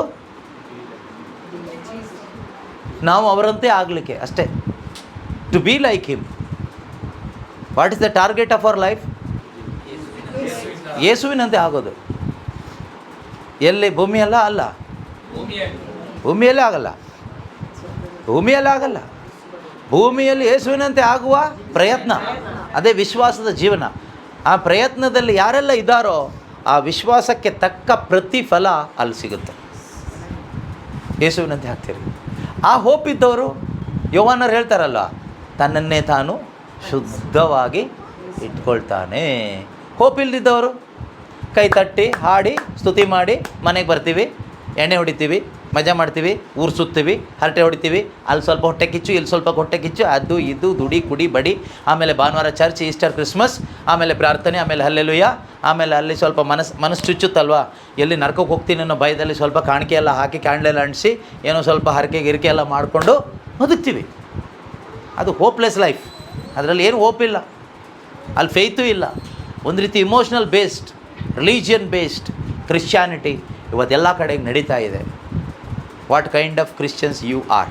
ನೀವು ಯಾವ ಗುಂಪಿಗೆ ಸೇರಿದ ಕ್ರೈಸ್ತ ವಿಶ್ವಾಸಿಗಳು? ಸತ್ತು ಮೀನು ಥರ ತೇಲ್ಕೊಂಡು ಹೋಗ್ತಾ ಇರುವವರ, ಸೀವೈರೋ ಮೀನು ಥರ ಇದ್ದು ಸತ್ತು ಮೀನು ಹೋಗೋ ದಾರಿಲಿ ಹೋಗುವವರ, ಅಥವಾ ನಿಮ್ಮದೇ ಆದ ದಾರಿ ಅಂದರೆ ಯೇಸುವಿನ ದಾರಿಯಲ್ಲಿ ಮಾತ್ರನೇ ತೇಲ್ಬಿಟ್ಟು ಹಠ ಹಿಡಿದು ಹೋಗ್ತಾ ಇರುವವರ, ನಿಮಗೆ ಗೊತ್ತಾಗುತ್ತೆ. ದೇವರ ದಾರಿಯಲ್ಲಿ ಹೋಗ್ತಾ ಇರೋರಾದರೆ ಇನ್ನೂ ಸ್ಥಿರವಾಗಿ ಓಡಿ ಮುಂದಕ್ಕೆ, ಆಯಿತಾ? ಜೀವ ಪಡ್ಕೊಂಡು ಮೀನು ಸತ್ತು ಮೀನು ಜೊತೆಗೆ ಸೇರ್ಕೊಂಡು ಹೀಗೆ ಹರಿಯೋದಾದರೆ ವಾಪಸ್ ಬನ್ನಿ. ಸತ್ತು ಮೀನಾದರೆ ಜೀವ ಪಡ್ಕೊಳ್ಳಿ. ಇಷ್ಟು ಹೇಳ್ಬೋದು ಅಷ್ಟೇ. ಈಗಾಗಲೇ ನಾನು ಇದೆಲ್ಲವನ್ನು ಸಾಧಿಸಿದ್ದೇನೆ ಎಂದು ನೀವು ಭಾವಿಸಬಾರದು. ಕ್ರಿಸ್ತ ಯೇಸು ನನ್ನನ್ನು ಯಾವುದಕ್ಕಾಗಿ ತಮ್ಮವನ್ನಾಗಿ ಮಾಡಿಕೊಂಡರೋ, ಕ್ರಿಸ್ತ ಯೇಸು ಯಾವುದಕ್ಕಾಗಿ ನನ್ನನ್ನು ತಮ್ಮವನನ್ನಾಗಿ ಮಾಡಿಕೊಂಡರೋ ಅದನ್ನು ನನ್ನದಾಗಿಸಿಕೊಳ್ಳಲು ನಾನು ಪ್ರಯತ್ನಿಸುತ್ತಿದ್ದೇನೆ. ಏನು ಮಾಡ್ತಾ ಇದ್ದೇನೆ? ಏನು ಮಾಡ್ತಾ ಇದ್ದೇನೆ? ಯಾವುದಕ್ಕಾಗಿ ಪ್ರಯತ್ನ ಮಾಡ್ತಾ ಇದ್ದೀನಿ? ನಾವು ಯಾವುದಕ್ಕಾಗಿ ಪ್ರಯತ್ನ ಮಾಡ್ತೀವಿ ಅಲ್ವಾ? ನಾವು ಲೋಕದಲ್ಲಿ ಸೆಟ್ಲ್ ಆಗಲಿಕ್ಕೆ. ಹಾಂ, ಯಾರಾದರೂ ನಿಮಗೆ ಕೇಳಿದರೆ ಹೇಳಬೇಕು, ನೀವು ಸೆಟ್ಲ್ ಆಗೋದು ಯಾವಾಗ? ವಿವಲ್ ಯಾವಾಗ ಸೆಟ್ಲ್ ಆಗೋದು? I am trying my best to settle ಆಗಲಿಕ್ಕೆ ಪ್ರಯತ್ನ ಮಾಡ್ತಾ ಇದ್ದೀನಿ.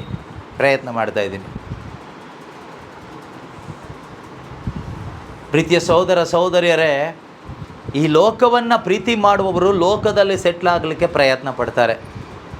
ಆದರೆ ಸ್ವರ್ಗವನ್ನು ಪ್ರೀತಿ ಮಾಡುವವರು ಸ್ವರ್ಗದಲ್ಲಿ ಸೆಟ್ಲ್ ಆಗಲಿಕ್ಕೆ ಪ್ರಯತ್ನ ಪಡ್ತಾರೆ.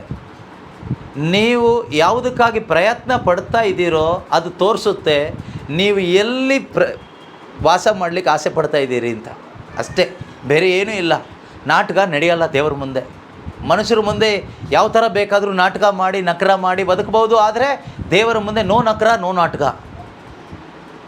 ದೇವರಿಗೆ ನಮ್ಮ ಅಂತರಂಗ ಚೆನ್ನಾಗಿ ಗೊತ್ತು. ಆದ್ದರಿಂದ ಯಾವ ನಾಟಕನೂ ಇಲ್ಲಿ ನಡೆಯೋದಿಲ್ಲ. ನನ್ನದಾಗಿಸಿಕೊಳ್ಳಲು ನಾನು ಪ್ರಯತ್ನ ಪಡ್ತಾ ಇದ್ದೀನಿ ಎಂದು ಒಬ್ಬ ಅಪಸ್ತೋಲ ಪೌಲರು ಅವ್ರ ಬಗ್ಗೆ ಧ್ಯಾನ ಮಾಡಿದ್ರೆ ನಮಗೆ ನಿಜವಾಗಲೂ ಮೈಂಡ್ ಬರ್ಸ್ಟ್ ಆಗುತ್ತೆ. ಅಂಥ ಅಷ್ಟೊಂದು ಸ್ಟ್ರಾಂಗ್ ಆಗಿ ಕನ್ವಿಕ್ಷನಲ್ಲಿ ಯೇಸು ಕ್ರಿಸ್ತನಿಗೋಸ್ಕರ ಜೀವಿಸಿದಂಥ, ಪ್ರಾಣಾರ್ಪಣೆ ಮಾಡಿದಂಥ ಮಹಾನ್ ಸೈಂಟ್, ಒಬ್ಬ ದೊಡ್ಡ ಸಂತ, ದೊಡ್ಡ ಅಪಸ್ತೋಲ. ಅವ್ರು ಹೇಳ್ತಾ ಇದ್ದಾರೆ, ನಾನು ಪ್ರಯತ್ನ ಪಡ್ತಾ ಇದ್ದೀನಿ ಅಂತ, ಇನ್ನೂ ನನ್ನದಾಗಿಸ್ಕೊಳ್ಳಿಕ್ಕೆ ನಾನು ಪ್ರಯತ್ನ ಪಡ್ತಾ ಇದ್ದೀನಿ ಅಂತ. ಹಾಗಾದರೆ ಅಷ್ಟು ಯೇಸುವಿಗೆ ಹತ್ತಿರ ಇರುವ, ಅಷ್ಟೊಂದು ಯೇಸುವನ್ನು ಪ್ರಾಣ ಕೊಟ್ಟು ಎಲ್ಲವನ್ನು ತ್ಯಾಗ ಮಾಡಿ ಪ್ರೀತಿ ಮಾಡಿದ ಅವರೇ ಪ್ರಯತ್ನ ಪಡ್ತಾ ಇದ್ದೀನಿ ಅಂತ ಹೇಳುವಾಗ ನಾನು ನೀವು ಇನ್ನೆಷ್ಟು ಮಟ್ಟಿಗೆ ಪ್ರಯತ್ನ ಪಡಬೇಕಾಗಾದರೆ? ನಾವು ಎಷ್ಟು ಸೋಂಬೇರಿತನದಲ್ಲಿ ಬದುಕ್ತಾ ಇದ್ದೀವಿ. ಆರಾಮಾಗಿ ಕಂಫರ್ಟಬಲ್ ಆಗಿ ಇನ್ನೂ ನಮ್ಮದೇ ಆದ ಚಿಂತೆಯಲ್ಲಿ, ನಮ್ಮದೇ ಆದ ಒಂದು ಲೋಕದಲ್ಲಿ ನೀರು ಯಾವ ರೀತಿ ಹರ್ಕೊಂಡು ಹೋಗುತ್ತೋ ಆ ವಾಟರ್ ಫ್ಲೋನಲ್ಲಿ ನಾವು ಹೋಗ್ತಾ ಇಲ್ವಾ? ಕೊಚ್ಚಿ ಹೋಗ್ತಾ ಇಲ್ವಾ? ಯೋಚನೆ ಮಾಡಿ ನೋಡಿ. ಎಷ್ಟು ಧ್ಯಾನಗಳಾಯಿತು, ಎಷ್ಟು ಬೋಧನೆಗಳಾಯಿತು, ಎಷ್ಟು ಬೈಬಲ್ ಕ್ಲಾಸ್ ಆಯಿತು. ಇನ್ನು ಏನು ಆಗಬೇಕು? ಯೇಸು ಬರ್ತಾರೆ ಅಂತ ಗೊತ್ತು ನಮಗೆ. ಯಾವಾಗ ಬರ್ತಾರೆ ಗೊತ್ತಿಲ್ಲ, ಬರ್ತಾರೆ ಅನ್ನೋದು ಗ್ಯಾರಂಟಿ. ಈಗ ಬಂದರೆ ಆರ್ ಯು ರೆಡಿ? ಕ್ವಶ್ಚನ್. ಎಷ್ಟೊಂದು ಕಮಿಟ್ಮೆಂಟ್ಸ್ ನಮ್ಮ ತಲೆಯಲ್ಲಿ, ವೇಸ್ಟ್ ಕಮಿಟ್ಮೆಂಟ್ಸ್. ಎಲ್ಲ ಕಮಿಟ್ಮೆಂಟ್ಸ್ ಯಾವುದಕ್ಕೆ ಸಂಬಂಧಪಟ್ಟಿದ್ದು? ಎಲ್ಲ ಈ ಲೋಕಕ್ಕೆ ಸಂಬಂಧಪಟ್ಟಿದ್ದಲ್ವಾ? ಸ್ವರ್ಗ ರಾಜ್ಯದ ಕಮಿಟ್ಮೆಂಟ್ಸ್ ಏನಾದರೂ ಇದೆಯಾ ನಮ್ಮ ತಲೆಯಲ್ಲಿ? ಯೋಚನೆ ಮಾಡಿ ನೋಡಿ. ಸ್ವರ್ಗಕ್ಕೆ ಸಂಬಂಧಪಟ್ಟಿದ್ದು, ಅಮರ ಜೀವಕ್ಕೆ ಸಂಬಂಧಪಟ್ಟಿದ್ದು, ಯೇಸುವಿನಂತೆ ಆಗಬೇಕು ಅಂತಕ್ಕಂಥದ್ದಕ್ಕೆ ಸಂಬಂಧಪಟ್ಟ ಏನೆಲ್ಲ ಕಮಿಟ್ಮೆಂಟ್ಸ್ ನಮ್ಮ ತಲೆ ಒಳಗಡೆ ಇದೆ ಇವತ್ತು? ಅದಿದ್ದರೆ ನಮ್ಮ ತಲೆ ಫ್ರೀ ಆಗಿರುತ್ತೆ. ಅದಿಲ್ಲದೆ ಇದ್ದರೆ, ಲೋಕದ ಕಮಿಟ್ಮೆಂಟ್ಸ್ ಇದ್ದರೆ ತಲೆ ಹೆವಿ ಆಗಿರುತ್ತೆ. ಅದಕ್ಕೆ ಪರಿಹಾರ ಏನು? ಪರಿಹಾರ ಒಂದೇ ಒಂದು. ಮರಿಯಳು ಉತ್ತಮವಾದದ್ದನ್ನೇ ಆರಿಸಿಕೊಂಡಿದ್ದಾಳೆ, ನೀನು ಆರಿಸ್ಕೊ. Mary has chosen the better thing. You also choose. You also make a choice. ಬೇರೆ ದಾರಿ ಇಲ್ಲ. ಇಲ್ಲದೇ ಇದ್ದರೆ ಮಾರ್ತಾಳ ಥರ you will be worried and being worried, being distracted by many things. Martha ನೀನು ಅನೇಕ ಅನೇಕ ಅನೇಕ ಅನೇಕ ವಿಷಯಗಳಿಂದ ನೀನು ಚಿಂತೆ ಮಾಡಿ ಮಾಡಿ ಒದ್ದಾಡ್ತಾ ಇದೆಯಾ, ಡಿಸ್ಟ್ರಾಕ್ಟೆಡ್ ಆಗಿದೆಯಾ. ನಿನಗೆ ಅಗತ್ಯವಾದದ್ದು ಒಂದೇ ಒಂದು. Only one thing is needful for you. ಮರಿಯಳದನ್ನು ಆರಿಸ್ಕೊಂಡಿದ್ದಾಳೆ, ನೀನು ಆರಿಸ್ಕೊ. ಇವತ್ತು ಈ ಸಂದೇಶವನ್ನು ಆಲಿಸುತ್ತಿರುವಂಥ ಪ್ರೀತಿಯ ಸಹೋದರ ಸಹೋದರಿಯರೇ, ನಿನ್ನ ಜೀವಿತಕ್ಕೆ ಬೇಕಾದದ್ದು, ಅಗತ್ಯವಾದದ್ದು ಒಂದೇ ಒಂದು. ಅದು ಯೇಸು ಮಾತ್ರನೇ, ಯೇಸುವಿನಂತೆ ಆಗೋದು ಮಾತ್ರನೇ. ಬೇರೆ ಏನು ಅಗತ್ಯ ಇಲ್ಲ. ಲೋಕದ ಜನ ಹೇಳ್ತಾರೆ ನಿನಗೆ 108 ಅಗತ್ಯಗಳಿದೆ, ಅದಗತ್ಯ ಇದಗತ್ಯ ಇನ್ನೇನೇನೇನೋ ಹೇಳ್ತಾರೆ. ಆದರೆ ಬೈಬಲ್ ಹೇಳುತ್ತೆ ನಿನಗೆ ಊಟ ಬೇಕು, ಈ ಶರೀರಕ್ಕೆ ತಿನ್ನಲಿಕ್ಕೆ ಬೇಕು, ಹಾಕ್ಕೊಳ್ಳಿಕ್ಕೆ ಬಟ್ಟೆ ಬೇಕು, ನಿನಗೆ ಊಟ ಬಟ್ಟೆ ಇದ್ದರೆ ಅಷ್ಟೇ ಸಾಕು ಅಂತ ಹೇಳುತ್ತೆ. ಅದರಿಂದ ನಾವು ದೇವರನ್ನ ಮೆಚ್ಚಿಸುತ್ತಾ ವಿಶ್ವಾಸದ ಜೀವನ ಬದುಕಬೇಕಾದ್ರೆ ನಮ್ಮ ಮೈಂಡನ್ನು ನಾವು ಸರಿಯಾದ ರೀತಿಯಲ್ಲಿ ನವೀಕರಿಸಿಕೊಳ್ತಾ ಇರಬೇಕು. ಇಮೋಷನ್ ಬೇಸ್ಡ್ ಕ್ರಿಶ್ಚಾನಿಟಿಯಲ್ಲಿ ನಾವು ಬದುಕಿದರೆ ಹಾಳಾಗೋಗ್ತೀವಿ. ಫೇತ್ ಬೇಸ್ಡ್ ಆದರೆ ಖಂಡಿತವಾಗಲೂ ನಾವು ಜೀವೋದ್ಧಾರ ಪಡ್ಕೊಳ್ತೀವಿ. ನಮ್ಮಲ್ಲಿ ಯಾರೊಬ್ಬರೂ ಕೂಡ ಕಳ್ಕೋಬಾರ್ದು.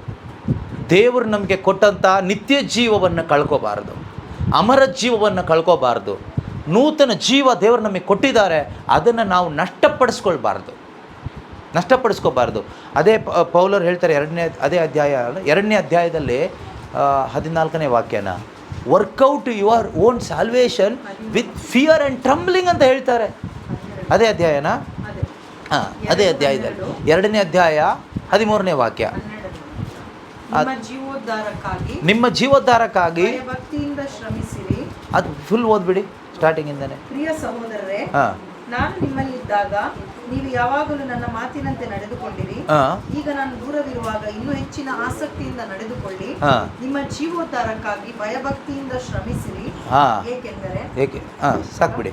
ನಿಮ್ಮ ಜೀವೋದ್ಧಾರಕ್ಕಾಗಿ ಭಯಭಕ್ತಿಯಿಂದ ಶ್ರಮಿಸಬೇಕಂತೆ. ಪೌಲರು ಅವರಿಗೆ ಜೊತೆಯಲ್ಲಿದ್ದು ಬೋಧನೆ ಮಾಡ್ತಾರೆ.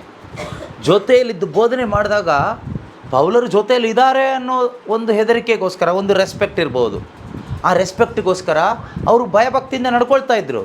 ಆದರೆ ಪೌಲರು ಈ ಎಫೆಸ ಸಭೆಯಿಂದ ದೂರ ಹೋದಾಗ ಇವರು ಕೂಡ, ಪೌಲರು ಹೇಗೂ ಇಲ್ಲಲ್ಲ, ಜೊತೆಲಿ ನಮಗೀಗ ಯಾರೂ ಇಲ್ಲ, ಇಷ್ಟ ಬಂದಂಗೆ ಇರ್ಬೋದು. ಆಗ ನೀರು ಹೇಗೆ ಹರಿಯುತ್ತೋ ಹಾಗೆ ಹರಿಲಿಕ್ಕೆ ಶುರು ಮಾಡಿದರು. ಆಗ ಪೌಲರು ಪತ್ರಿಕೆಯಲ್ಲಿ ಬರೆದು ಎಚ್ಚರಿಸ್ತಾ ಇದ್ದಾರೆ, ನಾನು ನಿಮ್ಮ ಜೊತೆಯಲ್ಲಿದ್ದಾಗ ನೀವೆಷ್ಟೊಂದು ಎಚ್ಚರಿಕೆಯಿಂದ ಬದುಕ್ತಾ ಇದ್ದೀರಿ, ನಿಮ್ಮ ವಿಶ್ವಾಸವನ್ನು ಎಷ್ಟೊಂದು ನೀವು ಭಕ್ತಿ ಶ್ರದ್ಧೆ ನೀವು ತೋರಿಸಿದ್ರಿ. ಆದರೆ ಈಗ ನಾನು ದೂರ ಇದ್ದೀನಿ ಅಂತ ಹೇಳಿಬಿಟ್ಟು ನೀವು ಸೋಂಬೇರಿಗಳಾಗಬೇಡಿ, ಇಷ್ಟ ಬಂದಂಗೆ ಹೋಗಬೇಡಿ. ಆಗಿದ್ದ ಹಾಗೆಯೇ ಶ್ರದ್ಧೆ ಉಳ್ಳವರಾಗಿರಿ, ಇನ್ನೂ ಹೆಚ್ಚಿನ ಶ್ರದ್ಧೆ ಉಳ್ಳವರಾಗಿರಿ. Work out your own salvation with fear and trembling. ಭಯಭಕ್ತಿಯಿಂದ ನಿಮ್ಮ ಜೀವೋದ್ಧಾರಕ್ಕಾಗಿ ಶ್ರಮ ಪಡಿ, ನಷ್ಟಪಡಿಸ್ಕೋಬೇಡಿ. ಶ್ರಮ ಪಡಿ ಅಂದರೆ ಯಾವ ಥರ? ರಿನ್ಯೂ ಮಾಡಿಕೊಳ್ಳಿ. ಪ್ರತಿದಿನ ನಿಮ್ಮ ಮನಸ್ಸನ್ನು ನವೀಕರಿಸ್ಕೊಳ್ತಾನೇ ಇರಿ. ಪ್ರತಿದಿನ ನೀವು ಮಾನಸಾಂತರದ ಜೀವನವನ್ನು ಜೀವಿಸ್ತಾ ಇರಿ. ಪ್ರತಿದಿನ ನಿಮ್ಮ ಮುಖವನ್ನು ನೋಡ್ತಾ ಇರಿ, ಯೇಸುವಿನ ಮುಂದೆ ಇಟ್ಟು ನೋಡ್ತಾ ಇರಿ. ಯೇಸು ಥರ ಇವತ್ತು ಆಗಿದ್ದೀನ, ಎಷ್ಟರ ಮಟ್ಟಿಗೆ ಆಗಿದ್ದೀನಿ, ಇನ್ನೆಷ್ಟು ನಾನು ಇಂಪ್ರೂವ್ ಆಗಬೇಕು. ವರ್ಕೌಟ್ ಮಾಡ್ತಾ ಇರಿ, ಪ್ರತಿದಿನ ವರ್ಕೌಟ್ ಮಾಡ್ತಾ ಇರಿ. ಈ ಜಿಮ್ಮಿಗೆಲ್ಲ ಹೋಗೋರು ಏನು ಮಾಡ್ತಾರೆ? ವರ್ಕೌಟ್ ಮಾಡ್ತಾರೆ. ಅಲ್ಲಿ ದೊಡ್ಡ ದೊಡ್ಡ ಕನ್ನಡಿ ಹಾಕಿಟ್ಟಿದ್ದಾರಲ್ವ, ಅದ್ರ ಮುಂದೆ ನಿಂತ್ಕೊಂಡು ಹೀಗೆ ಮಾಡಿ ನೋಡ್ಕೊಳ್ತಾರೆ, ಕೈ ಕಾಲು ಎಲ್ಲ ಎಷ್ಟಾಗಿದೆ, ಕೈ ಹೀಗೆ ಮುಟ್ಟಿ ನೋಡ್ತಾರೆ ಎಷ್ಟು ದಪ್ಪ ಆಗಿದೆ ಅಂತ. ಆಮೇಲೆ ಮತ್ತೆ ವರ್ಕೌಟ್ ಮಾಡ್ತಾರೆ. ನೀವು ಹೋಗಿದ್ದೀರಾ ಜಿಮ್ಮಿಗೆ? ಹಾಗೆ ನೋಡ್ಕೊಂಡು ಮಾಡಿದ್ದೀರಾ? ಹೌದು, ಹಾಗೆ ನೋಡ್ಕೊಳ್ಳೇಬೇಕು. ಯಾವ್ಯಾವ ಪಾರ್ಟ್ಸ್ ಎಷ್ಟು ಸ್ಟ್ರಾಂಗ್ ಆಗಿದೆ ಅಂತ ಕನ್ನಡಿಲಿ ನೋಡಿದಾಗ ಸ್ವಲ್ಪ ಗೊತ್ತಾಗುತ್ತೆ. ಎಷ್ಟು ಬೆವರು ಬಂದಿದೆ, ಬೆವರು ನಿನ್ನೆ ಅಷ್ಟು ಬಂದಿದೆಯಾ, ಇವತ್ತು ಬೆವರು ಕಡಿಮೆ ಬಂದಿದೆಯಾ, ಸೊ ಎಲ್ಲ ನೋಡ್ಕೊಳ್ತೀವಿ ನಾವು. ಸೊ ಅದೇ ರೀತಿ ದೇವರ ವಾಕ್ಯ ಎಂಬ ಕನ್ನಡಿ ಮುಂದೆ ನಿಂತ್ಕೊಂಡು work out your own salvation, see your spiritual muscles, is it strong or what, ಇದೆಯೋ ಇಲ್ಲೋ ಅಂತ ನೋಡಿ. ನಿಮ್ಮ ಆತ್ಮೀಕವಾದ ಮಸಲ್ಸ್ಗಳು ಸ್ಟ್ರಾಂಗ್ ಆಗಿದೆಯೋ ಇಲ್ಲೋ ಅನ್ನೋದನ್ನು ದೇವರ ವಾಕ್ಯ ಎಂಬ ಕನ್ನಡಿ ಮುಂದೆ ನಿಂತ್ಕೊಂಡು ಪ್ರತಿದಿನ ವರ್ಕೌಟ್ ಮಾಡಿ ನೋಡ್ತಾ ಇರಿ. ಆಗ ಕಾಣಿಸುತ್ತೆ, ನೆನ್ನೆಗಿಂತ ಈ ದಿನ ಹೆಚ್ಚಾಗಿ ನನಗೆ ಪ್ರೀತಿಸ್ಲಿಕ್ಕಾಗ್ತಾ ಇದೆಯಾ, ನೆನ್ನೆಗಿಂತ ಹೆಚ್ಚಾಗಿ ನನಗೆ ಇವತ್ತು ಕ್ಷಮಿಸ್ಲಿಕ್ಕಾಗ್ತಾ ಇದೆಯಾ, ನೆನ್ನೆಗಿಂತ ಕಳೆದ ವಾರಕ್ಕಿಂತ ಈ ವಾರ ನನಗೆ ಹೆಚ್ಚು ಪರಿಶುದ್ಧನಾಗಿ ನನ್ನ ಮೈಂಡನ್ನು ಇಟ್ಕೊಳ್ಳಲಿಕ್ಕೆ ಸಾಧ್ಯ ಆಗ್ತಾ ಇದೆಯಾ, ಕಳೆದ ತಿಂಗಳಿಗಿಂತ ಈ ತಿಂಗಳು ನನ್ನ ಪ್ರಾರ್ಥನಾ ಜೀವನ ಇಂಪ್ರೂವ್ ಆಗ್ತಾ ಇದೆಯಾ, ಕಳೆದ ವರ್ಷಕ್ಕಿಂತ ಈ ವರ್ಷ ನನ್ನ ಒಂದು ರಿಲೇಷನ್ಶಿಪ್ ವಿತ್ ಅದರ್ಸ್, ಬೇರೆಯವ್ರ ಜೊತೆಗಿನ ನನ್ನ ಸಂಬಂಧ ಇನ್ನೂ ಹೆಚ್ಚು ಪ್ರೀತಿಪೂರಿತವಾಗ್ತಾ ಇದೆಯಾ, ಅಥವಾ ಕಪಟತನ ಇಲ್ಲದೆ ನಿಷ್ಕಪಟವಾಗಿ ಒಂದು ಸಂಬಂಧ ಇಟ್ಕೊಳ್ಳಿಕ್ಕೆ ಆಗ್ತಾ ಇದೆಯಾ, ಅಥವಾ ಕಳೆದ ವಾರಕ್ಕಿಂತ ಈ ವಾರ ನಾನು ಇನ್ನೂ ಹೆಚ್ಚಾಗಿ ದೇವ್ರನ್ನ ಡಿಪೆಂಡ್ ಆಗಿ ಬದುಕಲಿಕ್ಕೆ ಆಗ್ತಾ ಇದೆಯಾ, ಕಳೆದ ವಾರ ನಾನು ಒಂದು 10% ದೇವ್ರನ್ನ ಡಿಪೆಂಡ್ ಆಗಿದ್ದೆ, ಈ ವಾರಕ್ಕೆ ಒಂದು 25% ದೇವ್ರನ್ನ ಡಿಪೆಂಡ್ ಆಗ್ಲಿಕ್ಕೆ ಆಗ್ತಾ ಇದೆಯಾ? ಕಳೆದ ವಾರ ಹೆಚ್ಚು ಲೋಕದ ಜೊತೆಗೆ ಮನುಷ್ಯರ ಜೊತೆಗೆ ಅಟ್ಯಾಚ್ ಆಗಿದ್ದೆ, ಆ ಅಟ್ಯಾಚ್ಮೆಂಟಿಂದ ಡಿಟ್ಯಾಚ್ ಆಗ್ಲಿಕ್ಕೆ ಆಗ್ತಾ ಇದೆಯಾ? ಈಗ ವರ್ಕೌಟ್ ಮಾಡಿ. ಸುಮ್ಮನೆ ಬಂದು ಹೋಗಿ ಏನು ಪ್ರಯೋಜನ? Work out all these things. Standing in front of the spiritual mirror, word of God, ದೇವರ ವಾಕ್ಯ ಎಂಬ ಕನ್ನಡಿ ಮುಂದೆ ನಿಂತ್ಕೊಂಡು ಯೇಸು ಥರ ಆಗ್ತಾ ಇದ್ದೀನಾ? ಯೇಸುವನ್ನು ರೋಲ್ ಮಾಡೆಲ್ ಆಗಿ ಇಟ್ಕೊಳ್ಳಿ. ವರ್ಕೌಟ್ ಮಾಡಿ. ಎಲ್ಲಿ ವರ್ಕೌಟ್ ನಡೆಯೋದು? ಮೈಂಡಲ್ಲಿ. This will happen here. ಅದಕ್ಕೆ ಕೊಲೊಸದವರು ಬರೆದ ಪತ್ರಿಕೆಯಲ್ಲಿ ಆವಾಗ ನಾವು ಓದಿದ್ದು ಏನಂತ ಓದಿದ್ವಿ? 11ನೇ ವಾಕ್ಯದಲ್ಲಿ 10ನೇ ವಾಕ್ಯದಲ್ಲಿ ನವೀಕರಣ. ಆ ವಾಕ್ಯ ಇನ್ನೊಂದು ಸರಿ ಓದೋಣ ನಾವು. ನೂತನ ಸ್ವಭಾವವನ್ನು ಧರಿಸಿಕೊಂಡಿದ್ದೀರಿ. ನೀವೀಗ ಕೃಪೆಯಿಂದ ನೂತನ ಸ್ವಭಾವವನ್ನು ಧರಿಸಿಕೊಂಡಿದ್ದೀರಿ ನಿಮ್ಮ ಆತ್ಮದಲ್ಲಿ. ನೀವು ಸೃಷ್ಟಿಕರ್ತನನ್ನು ಸಂಪೂರ್ಣವಾಗಿ ಅರಿತುಕೊಳ್ಳಬೇಕು ಎಂಬ ಉದ್ದೇಶದಿಂದ ಈ ಸ್ವಭಾವವನ್ನು ಅನುದಿನವೂ ನವೀಕರಿಸಲಾಗುತ್ತಿದೆ. ವರ್ಷಕ್ಕೊಂದ್ಸರಿನಾ, ವಾರಕ್ಕೊಂದ್ಸರಿನಾ, ಡೈಲಿನ? ಅನುದಿನವೂ, ಡೈಲಿ ಪ್ರತಿ ದಿನವೂ ಈ ಸ್ವಭಾವವನ್ನು ನಾವು ನವೀಕರಿಸ್ಕೋಬೇಕಂತೆ. ಯಾವ ಸ್ವಭಾವ? ಧರಿಸಿಕೊಂಡಿರುವ ನೂತನ ಸ್ವಭಾವಕ್ಕನುಗುಣವಾಗಿ ನಮ್ಮ ಮೈಂಡ್ ಈಗ ನವೀಕರಣ ಹೊಂದಬೇಕು.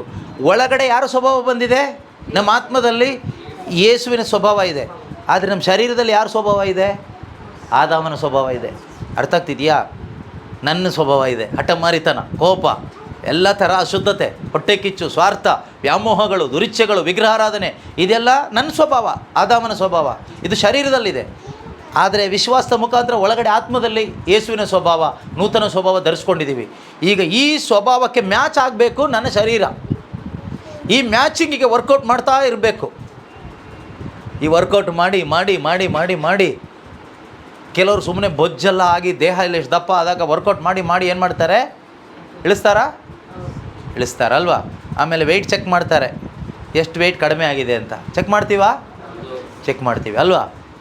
ಎಷ್ಟು ಬೊಜ್ಜು ಕರಗಿಸಿದ್ದೀವಿ, ಎಷ್ಟು ಅನ್ವಾಂಟೆಡ್ ಎಲ್ಲ ಹೋಗಿದೆ ದೇಹದಿಂದ, ಕರಗಿ ಹೋಗಿದೆ ಅಂತ ತೂಕ ಚೆಕ್ ಮಾಡಿ ನೋಡ್ತಾ ಇರ್ತೀವಿ ಆವಾಗ. ಅದೇ ರೀತಿಯಲ್ಲಿ ನೀವು ತೂಕ ಚೆಕ್ ಮಾಡಿ ನೋಡ್ತಾ ಇರಬೇಕು ಆವಾಗ. ಎಷ್ಟು ಇಳಿಸಿದ್ದೀನಿ ಶರೀರ ಸ್ವಭಾವ, ಆದಾಮನ ಸ್ವಭಾವ ಎಷ್ಟು ಇಳಿಸಿದ್ದೀನಿ ಅಂತ. ಒಳಗಡೆ ಇರುವ ಆತ್ಮ ಸ್ವಭಾವ ಅಥವಾ ನೂತನ ಸ್ವಭಾವಕ್ಕೆ ಮ್ಯಾಚ್ ಆಗಬೇಕೀಗ. ಯೇಸುಗೆ ಮ್ಯಾಚ್ ಆಗೋ ತನಕನೂ ಬೊಜ್ಜು ಕರಗಿಸ್ತಾ ಇರಬೇಕು. ಸುಮ್ಮನೆ ನಿಂತ್ಕೊಂಡು ನೋಡಿದ್ರೆ ಗೊತ್ತಾಗೋದಿಲ್ಲ, ಕರಗಿಸ್ಬಿಟ್ಟು ನಿಂತ್ಕೊಂಡು ನೋಡಬೇಕು. ಚೆನ್ನಾಗಿ ಬ್ಯಾಟಿಂಗ್ ಮಾಡಿ ನಿಂತ್ಕೊಂಡು ನೋಡೋದಲ್ಲ. ಚೆನ್ನಾಗಿ ತಿಂದ್ಬಿಟ್ಟು ಆ ವೆಯ್ಟ್ ಮೇಲೆ ನಿಂತ್ಕೊಂಡು ಎಷ್ಟಿದ್ದೀನಿ, ತೂಕ ಇದ್ದೀನಿ ಅಂತ ನಿಂತ್ಕೊಂಡ್ರೆ ವೆಯ್ಟ್ ಜಾಸ್ತಿ ಕಾಣಿಸುತ್ತೆ. ಸೊ ಅದರಿಂದ ಇಲ್ಲಿ ಸ್ವಲ್ಪ ವರ್ಕೌಟ್ ಮಾಡಬೇಕು ಮೈಂಡಲ್ಲಿ. ಇಲ್ಲಿ ವರ್ಕೌಟ್ ಮಾಡಿ ನಿಂತ್ಕೊಂಡು ಚೆಕ್ ಮಾಡಿ ನೋಡಬೇಕು ಯೇಸು ಥರ ಆಗಿದ್ದೀನಾ ಅಂತ. ಅದಕ್ಕಾಗಿ ಪ್ರತಿದಿನ ಅಂತೆ, ವಾರಕ್ಕೊಂದು ಸರಿ ಅಲ್ಲ. ಆಯಿತಾ? ಇನ್ನು ಯಾರು ಮಾಡಬೇಕು? ಅಥವಾ ಸತ್ತ ಮೀನು ಜೊತೆಗೆ ಸೇರಿಕೊಂಡು ಜೀವ ಇರೋ ಮೀನು ಹೋಗ್ಬೇಕಾ ತೇಲ್ಕೊಂಡು? ಬೇಡ ಅಲ್ವಾ? ಅದರಿಂದ ದೇವರು ನಮಗೆ ಜೀವ ಕೊಟ್ಟಿದ್ದಾರೆ. ನೂತನ ಜೀವ ನಮಗೆ ದೇವರು ಕೊಟ್ಟ ದಾನ. ಅದನ್ನು ಕಳ್ಕೊಬಾರ್ದು, ನಾವು ಯಾರೂ ಕಳ್ಕೊಬಾರ್ದು. ಈ ಲೋಕದ ಕೆಲಸ, ಸೈತಾನನ ಕೆಲಸ ನಮ್ಮನ್ನು ತಿನ್ನು ತಿನ್ನು ತಿನ್ನು ಅಂತ ತಿನ್ನಿಸಿ ಬೊಜ್ಜು ಬರೆಸುತ್ತೆ. ಊಟ ಅಲ್ಲ, ಲೋಕನ ತಲೆ ಒಳಗಡೆ ತುಂಬಿಸುತ್ತೆ. ಆತ್ಮಿಕವಾಗಿ ಬೊಜ್ಜು ಬಂದುಬಿಟ್ರೆ, ಅದು ಮಿತಿಮೀರಿ ಹೋಗಿಬಿಟ್ರೆ ಆಮೇಲೆ ಸರ್ಜರಿ ಎಲ್ಲ ಮಾಡಬೇಕಾಗತ್ತೆ. ಕೆಲವ್ರಿಗೆ ನೋಡಿ ತುಂಬ ಬೊಜ್ಜು ಜಾಸ್ತಿ ಆಗಿ, ಕೊಲೆಸ್ಟ್ರಾಲ್ ಎಲ್ಲ ಜಾಸ್ತಿ ಆಗಿ ಎಕ್ಸಸೈಸ್ ಮಾಡೋಕ್ಕೂ ಆಗಲ್ಲ, ಓಡೋಕ್ಕಾಗಲ್ಲ, ಕಾಲು ಎತ್ತಕ್ಕೂ ಆಗಲ್ಲ. ಅವಾಗೇನು ಮಾಡಬೇಕು? ಆಸ್ಪತ್ರೆಗೆ ಅಡ್ಮಿಟ್ ಮಾಡಬೇಕು. ಅದಕ್ಕೇನೋ ಸರ್ಜರಿ ಮಾಡ್ತಾರಲ್ವಾ? ಏನೋ ಮಾಡಿ ಅದನ್ನೆಲ್ಲ ತೆಗಿತಾರೆ. ಅಂದರೆ ಸರ್ಜರಿ ಮಾಡೋ ಮಟ್ಟಕ್ಕೆಲ್ಲ ಹೋಗಬೇಡಿ ಯಾರು. ಆದ್ದರಿಂದ ಡೈಲಿ ಸ್ವಲ್ಪ ವಾಕ್ ಮಾಡಿ, ಕೈಕಾಲು ಇರುವಾಗ. ಈ ಲೋಕದಲ್ಲಿರೋ ಪ್ರತಿಯೊಬ್ಬರಿಗೂ ಬೊಜ್ಜು ಬರ್ತಾ ಇರುತ್ತೆ. ಆಯಿತಾ? ನೀವು ಎಷ್ಟು ಎಕ್ಸಸೈಸ್ ಮಾಡಿದ್ವಿ ಉಳಿಸ್ಕೊಂಡ್ರು ಈ ದೇಹ ಒಂದು ದಿನ ಮಣ್ಣಿಗೆ ಹೋಗುತ್ತೆ, ಸತ್ತು ಹೋಗುತ್ತೆ. ಅದರಿಂದ ಹಾಗಂತ ಹೇಳ್ಬಿಟ್ಟು ಸಾಯೋ ತನಕನಾದರೂ ಸ್ವಲ್ಪ ಕ್ಲೀನಾಗಿ ನೀಟಾಗಿ ಇರಬೇಕಲ್ವ? ಸೊ ವರ್ಕೌಟ್ ಮಾಡಿ, ಶರೀರ ಬೇಕು. ಅದೇ ಥರ ಆತ್ಮಕ್ಕೂ ಕೂಡ ಪ್ರೀತಿಯ ಸಹೋದರ ಸಹೋದರಿಯರೇ, ಲೇಜಿಯಾಗಿರಬಾರ್ದು. ನಾವು ಪ್ರತಿದಿನ ಮನಸ್ಸನ್ನು ನವೀಕರಿಸ್ಕೊಳ್ತಾನೆ ಇರಬೇಕು, ಅಪ್ಲೈ ಮಾಡ್ತಾ ಇರಬೇಕು. ವರ್ಡ್ ಆಫ್ ಗಾಡ್ನ ನಮ್ಮ ಲೈಫ್ಗೆ ಅಪ್ಲೈ ಮಾಡ್ತಾ ಇರಬೇಕು. ಆಗ ಖಂಡಿತವಾಗಿಯೂ ನಾವೊಂದು ದಿನ ಯೇಸುವಿನಂತೆ ಆಗ್ತೀವಿ. Price the lord. That is our target, that is our hope. And if we have that hope will not disappoint us. ಈ ನಂಬಿಕೆ ನಿರೀಕ್ಷೆ ನಮಗಿದ್ದರೆ ನಮಗೇನಾಗೋದಿಲ್ಲ? ಆಶಾಭಂಗ ಇಲ್ಲದೇ ಇದ್ರೆ ಈ ಹೋಪ್ ಇಲ್ಲ ಅಂದರೆ ನಾವು ಯಾಕೆ ಮಾಡ್ಬೇಕು ಬ್ರದರ್? ನಾವು ಯಾಕೆ ಬೈಬಲ್ ಓದಬೇಕು?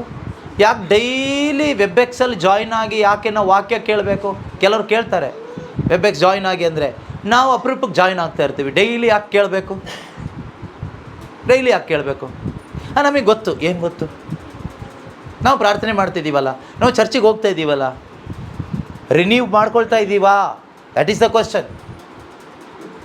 Only word of God has the power of God to renew our mind into the image of Jesus Christ. Nothing else.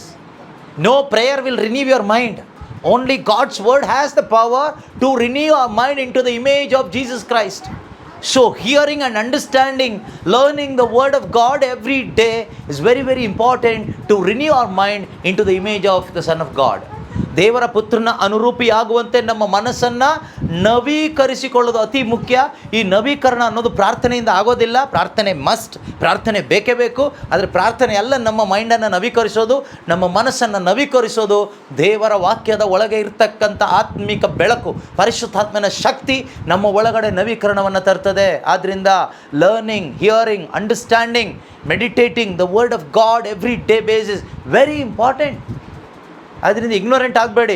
ನಾವು ಡೈಲಿ ಯಾಕೆ ಅಟೆಂಡ್ ಆಗಬೇಕು? ಬೆಳಿಗ್ಗೆ ಅಟೆಂಡ್ ಆಗಿದ್ದೀವಲ್ವಾ ಸಾಕು, ನಿನ್ನೆ ಕೇಳಿದ್ದೀವಲ್ವಾ ಸಾಕು, ಡಿಸೆಂಬರ್ ತಿಂಗಳಲ್ಲಿ ನಾವು ಬರ್ನಿಂಗ್ ಬುಷ್ 1ಕ್ಕೆ ಬಂದಿದ್ದೀವಲ್ವ ಸಾಕು ಅಂತ ಸೋಂಬೇರಿಗಳಾಗಿ ಡಿಸೀವ್ ಆಗಬೇಡಿ, ವಂಚನೆಗೊಳಗಾಗಬೇಡಿ.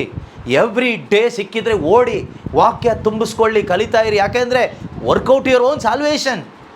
ಯೇಸುವಿನಂತೆ ಆಗಲಿಕ್ಕೆ ಸರ್ವ ಪ್ರಯತ್ನ ಮಾಡಿ ಜೀವ ಇರುವಾಗ, ಯೇಸು ಬರುವ ತನಕ ಅದೇ ನಮ್ಮ ಟೈಮ್.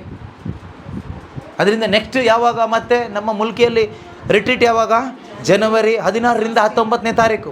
ಜನವರಿ 16th 4 o'clock 19th 4 o'clock ತನಕ ಮತ್ತೆ ನಮ್ಮ ಮನಸ್ಸಿನ ನವೀಕರಣಕ್ಕೋಸ್ಕರ ಬರ್ನಿಂಗ್ ಬುಷ್ 2nd ರಿಟ್ರೀಟ್ ಇದೆ. ಎಲ್ಲರೂ ಬನ್ನಿ. ಅಲ್ಲೂ ಕೂಡ ಬರ್ನ್ ಆಗುತ್ತೆ, ಬೇಡದೇ ಇರೋ ಬೊಜ್ಜುಗಳೆಲ್ಲ ಕರಗೋಗುತ್ತೆ.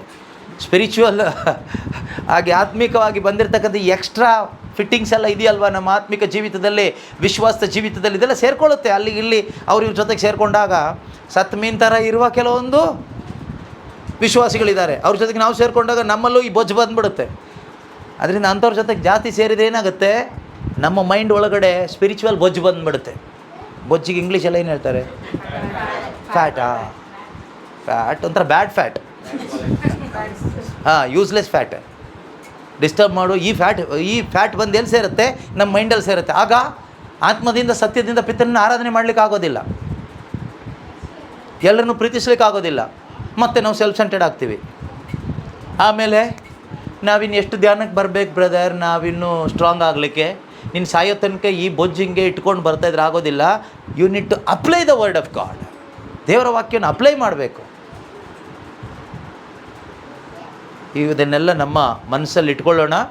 ದೇವರು ನಮಗೆ ಕೊಟ್ಟಂಥ ಈ ಆತ್ಮಿಕ ಆಲೋಚನೆಗಳಿಗಾಗಿ, ಆತ್ಮಿಕ ಸಂದೇಶಕ್ಕಾಗಿ ದೇವರಿಗೆ ನಾವು ಕೃತಜ್ಞತೆ ಸಲ್ಲಿಸೋಣ.